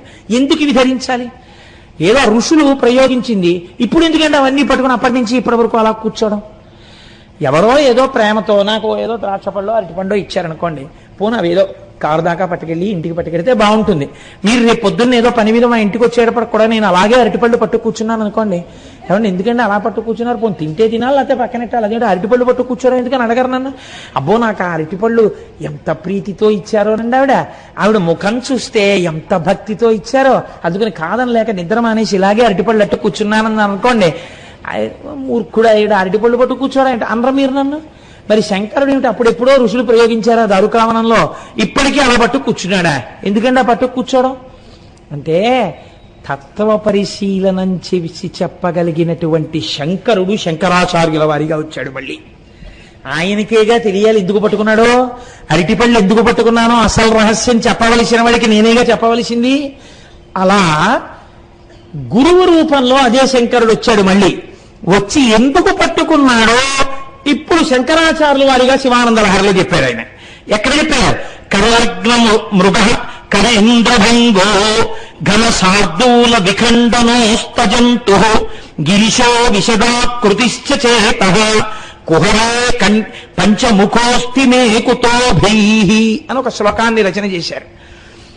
కరలగ్న మృగ, చేతితో పట్టుకోబడినటువంటి మృగమున్నవాడు. మరి మీరు ధ్యాన శ్లోకం చెప్తున్నారు కదండి ఇప్పటికీ అదే. ఈ మృగమునకు అర్థం ఏమిటో తెలుసండి? ఇది చించలమై ఉంటుంది. జింక లేదా లేడీ ఎప్పుడూ కూడా ఇలా పరిగెడుతుంది, ఆగుతుంది, చూస్తుంది, పరిగెడుతుంటుంది. భీతహరిణ అంటారు. భయంతో అలా పరుగులు తీస్తూ ఉంటుంది, ఆగుతూ ఉంటుంది, వెడుతూ ఉంటుంది, చంచలత్వంతో ఉంటుంది తప్ప ఎప్పుడో చోట స్థిరంగా అలా నిలబడి ఓ ఏనుగులాగో అలా ఏం ఉండదు. ఇప్పుడు ఈ జింకని వేటాడేటప్పుడు సింహానికో లక్షణం ఉంటుంది. అది ఏం చేస్తుంది అంటే జింకని చంపేటప్పుడు అదే పనిగాను హీన ప్రకృతితో చంపదు. సింహం చంపితే సింహంలాగే చంపుతుంది, ఒక్క దెబ్బ కొడుతుంది అంతే. అసలు కొట్టక్కర్లేదండి. పరిగెడుతున్నటువంటి లేడి మీదకి రెండు ముందు కాళ్ళు పైకెత్తి దాని కడుపు కింద వరకు పంజాలో గోళ్ళు విచ్చి పట్టుకునేటప్పటికీ చచ్చిపోతుంది లేడీ. మీద సింహం పడిపోయిందని తెలియగానే ఇప్పుడు అది ఏం చేస్తుందంటే తన నోట కరుచుకుని చేత్తో ఎత్తినట్టుగా పట్టుకుని రెండు చేతులతో ఎత్తుతో గుహలోకి ఈడ్చుకుపోతున్నాడు. ఈశ్వర, మీరు ఒక సింహమై ఆ మృగమును పట్టి ఉన్నారు. కరీంద్రభంగో, సింహము ఏనుగుని ఎలా చంపుతుందో అలా మీరు ఒక ఏనుగుని చంపారు. ఘన శార్దూల విఖండనోస్త జంతు, మీరు ఒక పెద్ద పులిని సింహం ఎలా చంపుతుందో అలా చంపి దాని తోలు తీసి కట్టుకున్నారు. గిరిశో విశదాకృతిశ్చ చేతః, ఈ సింహం కొండ గుహలో ఉంటుంది, మీరు హిమాలయ పర్వతాల మీద గుహలో ఉంటారు. కుహరే పంచముఖోస్తి మే కుతోభీః, ఈ గుహ ఎక్కడుందో శంకరాచార్యులు వారు మార్చేశారు. ఎంత చిత్రం చేశారంటే ఇక్కడ రహస్యం చెప్తున్నారు. ఋషులు ప్రయోగించింది శివుడు ఎందుకు పట్టుకున్నాడు. చంచలమైనటువంటి మృగము చంచలత్వమును ఎప్పుడు మానేసింది? ఎప్పుడు మానేసిందంటే కదలడం జింక. కళ్ళు కూడా తిప్పడం ఎప్పుడు మానేసింది? శివుడు చూపుల వంక తాను చూడడం వచ్చినప్పుడు ఇంకా తాను కదలడం మానేసి చక్కగా ఆయన చేతిలో తన 4 కాళ్ళు ఉండిపోతే అలా చూస్తోంది. శంకరుడి కన్నుల వంక చూడడం నేర్చుకుంది. నీ మనస్సనబడేటటువంటి చంచలమైన మృగము కూడా అటు ఇటు తిరగడం ఎప్పుడు మానేస్తుందో తెలుసా? నువ్వు కూడా శివుడి పాదముల దగ్గర చేరినప్పుడు సింహమనబడేటటువంటి పరమశివుడు ఆ లేడి యొక్క 4 కాళ్ళని కలిపి పట్టుకున్నప్పుడు ఆయన కన్నుల వంక చూడని నీకు అలవాటైపోతే, శివుడి ముఖమండలాన్ని చూడడం నీకు అలవాటైతే, శివుడికి ఏమని వేశారు పేరు? పంచముఖోస్తి. పంచముఖం అన్నారు. పంచముఖం అంటే 5 ముఖాలు ఉన్నది, 5 ముఖాలు ఉన్నవాడు శివుడు. ఇక్కడ పంచముఖం అంటే వెడల్పైన ముఖం ఉన్నది అని. సింహానికి ముఖం చాలా వెడల్పుగా ఉంటుంది, శరీరం చాలా సన్నగా ఉంటుంది. నడుము చూడండి సన్నగా ఉంటుంది. అందుకే మనం పంచపాత్ర అంటాం. పంచపాత్ర పట్టారా సంధ్యావందనం చేసుకుంటానంటారు. పంచపాత్ర అంటే ఏమిటి? పైన వెడల్పుగా ఉంటుంది, ఇలా సన్నగా ఉండి కిందకి సన్నగా ఉంటుంది. ముఖం పంచ అంటే విశాలంగా ఉంటుంది కాబట్టి పంచాస్యము, పంచపాత్ర, ఇలా విశాలమైనటువంటి ముఖమున్నటువంటి శంకరుడి ముఖాన్ని చూడడం వచ్చినటువంటి జింక చలనము లేకుండా ఆగినట్టు ఎప్పుడూ చంచలత్వాన్ని పొందినటువంటి మనస్సు చంచలత్వమును విడిచి స్థిరత్వాన్ని పొందేది ఎప్పుడు? శంకరుణ్ణి చూడడం వచ్చినప్పుడు. ఇప్పుడు నువ్వు ఆయన్ని పట్టుకోవడానికి వచ్చి నిలబడి ఒక్కసారి అలా చూస్తే, ఇదొక్కటి నువ్వు చూస్తే చాలు, ఆయనే పట్టుకుని ఇలా తన చేతిలో పట్టుకుంటాడు. ఇంకా నువ్వు అది చూస్తూ ఉండిపోతావు అంతే. ఆ చూపుల ఆనందాన్ని పొందుతూ ఆనంద తాండవమూర్తిలో ఒక మృగం కలిసిపోయింది. నువ్వు కూడా ఒక్కసారి ఆయన వైపుకు పరిగెత్తాలి, మృగం పరిగెత్తినట్టు. ఆయన వైపుకు నీ మనస్సు పరిగెత్తి ఆయన పాదములు పట్టుకునే ప్రయత్నం నువ్వు చేస్తే, ఒక నావం చెప్తే, ఒక తుమ్మి పువ్వు వేస్తే, ఒక బిల్లదయం వేస్తే, ఒక జిల్లేడు పువ్వు వేస్తే, ఒక శివాష్టోత్తరం చెప్తే, ఒక శరణాగతి చేస్తే ఆయన నిన్ను పట్టుకుంటాడు. ఇప్పుడు నువ్వేం చేస్తావు? ఆయన చూపులతో నీ చూపులు కలిసి అలా ఉండిపోతావు అంతే. కాబట్టి ఈశ్వర మాకు బోధ చేస్తున్నావు, అందుకు పట్టుకున్నావు ఆనాటి నుంచి ఈనాటి వరకు మృగాన్ని. మరి అటువంటి వాడివి కరీంద్రభంగో, ఏనుగుని మాత్రం చంపేశామే. ఏనుగుని చంపేసి దాని తోలు తీసుకొచ్చి ఒంటికి కట్టుకున్నావు ఎందుకు అంటే, ఈశ్వర ఏనుగనబడేటటువంటిది ఎప్పుడూ అజ్ఞానమునకు ఊర్ధముఖ చలనము చేయకుండా సంసారమునకు అంటిపెట్టుకుని ఉండేటటువంటి మోహ లక్షణమునకు ప్రతీక. ఏనుగు ఎందుకు ఎక్కువ ఎత్తు ఎగరలేదు? తన ఒంటి బరువే దానికి కారణం. అలా మనం ఎందుకు ఊర్ధముఖ చలనం చెయ్యలేమో? మనము సంసారమునందు మగ్నులం అయిపోవడం, అజ్ఞానంలో మగ్నులం అయిపోవడం, మోహమునందు మగ్నులం అయిపోవడమే కారణం. ఎవరు పైకెత్తుతారు? ఈశ్వరుడు ఎత్తుతాడు. ఈ మోహమును పటాపంచలు చేసి చీల్చి చెండాడి జ్ఞానమిచ్చి మిమ్మల్ని తనకి ఆభరణంగా మార్చుకుంటాడు. ఏనుగుతోలు తాను కట్టుకున్నాడు.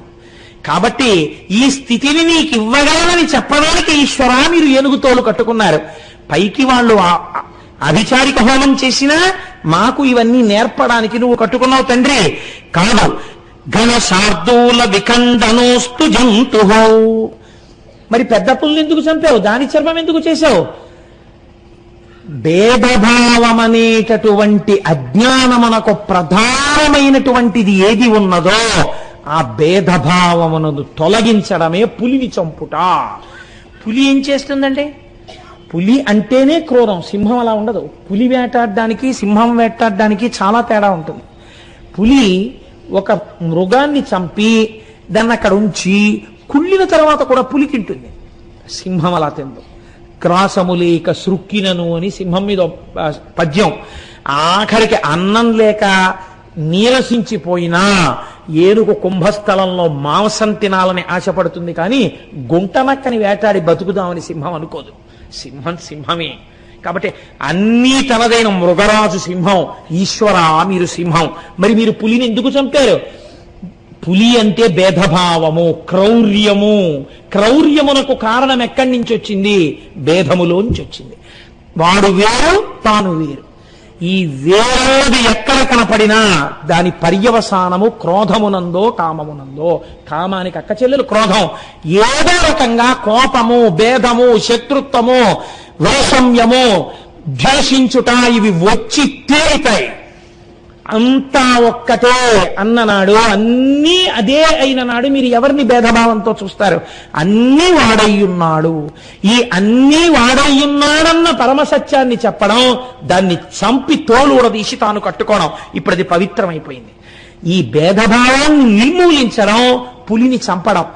అటువంటి వాడివి ఆ సింహం ఎక్కడ పడుకుంది? పర్వత గుహలో పడుకుంది. నువ్వెక్కడ పడుకున్నావు?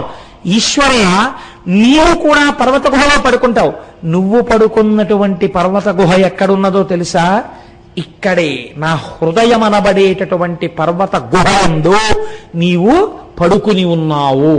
పడుకుని నువ్వు నోరు తెరిచి ఇలా రెండు పాదాలు ముందుకేసి నువ్వు నోరు తెరిచి నాల్క జాపి నువ్వు అలా చూస్తూ ఉంటే ఈ పులి కాని, ఈ మృగం కాని, ఈ ఏనుగు కాని ఇవి ఏమైనా పనికొస్తాయా? పంచముఖోస్తి మే కుతో భీహి. ఇంకా నాకు భయం ఎందుకు? ఇప్పుడు నాకు భయం ఎక్కడుంది? ఇప్పుడు నాకు భయం లేదు.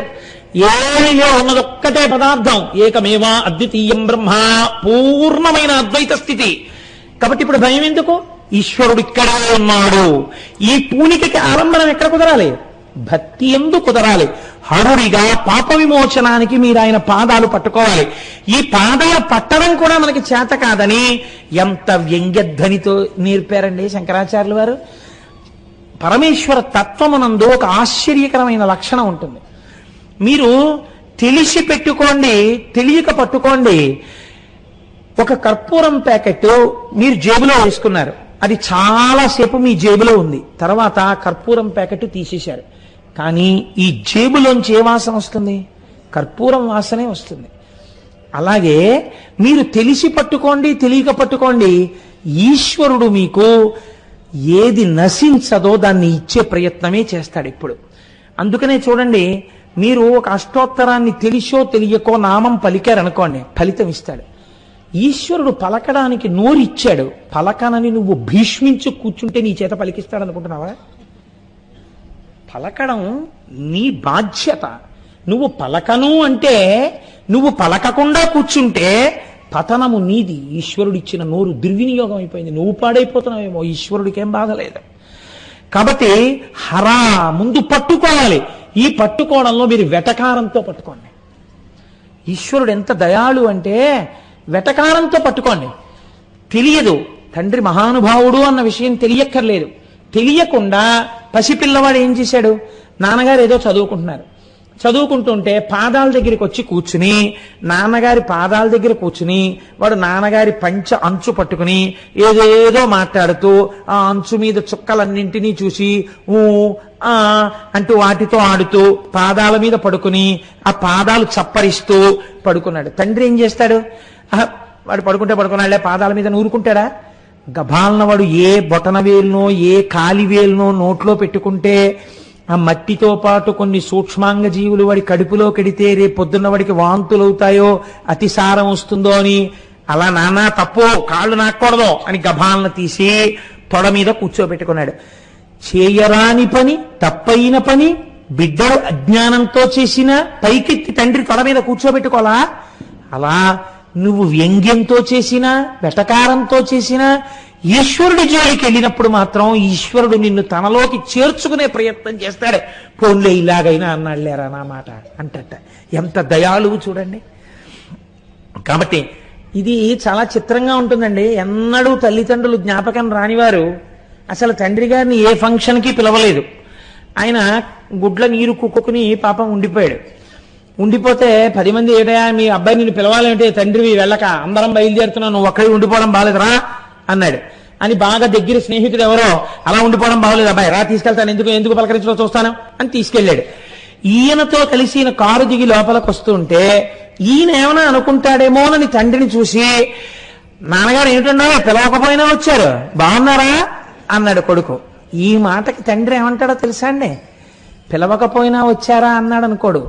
పోన్లేరా బాబు, ఇన్నాళ్ళకి ఎన్నాళ్ళయిందో వాడు నాన్నగారండి అని పిలవడం విని నాన్నగారు వచ్చారా అన్నాడు రా వాడి నోటితో. చాలా ఎన్నాళ్ళయిందిరా వాడు ఆ పిలుపు నాన్నగారు అని పిలిస్తే, నన్ను ధన్యుణ్ణి చేశావురా తీసుకెళ్ళినందుకు. ఎలా అంటే అన్నయ్య వాడు నాన్నగారు అని పిలిచి, నేను చూసి ఎన్నాళ్ళయిందిరా, ఇన్నాళ్ళకి విన్నాను రా, చాలు నేను వచ్చినందుకు అంటాడు. ఇది ఎందుకు వచ్చింది?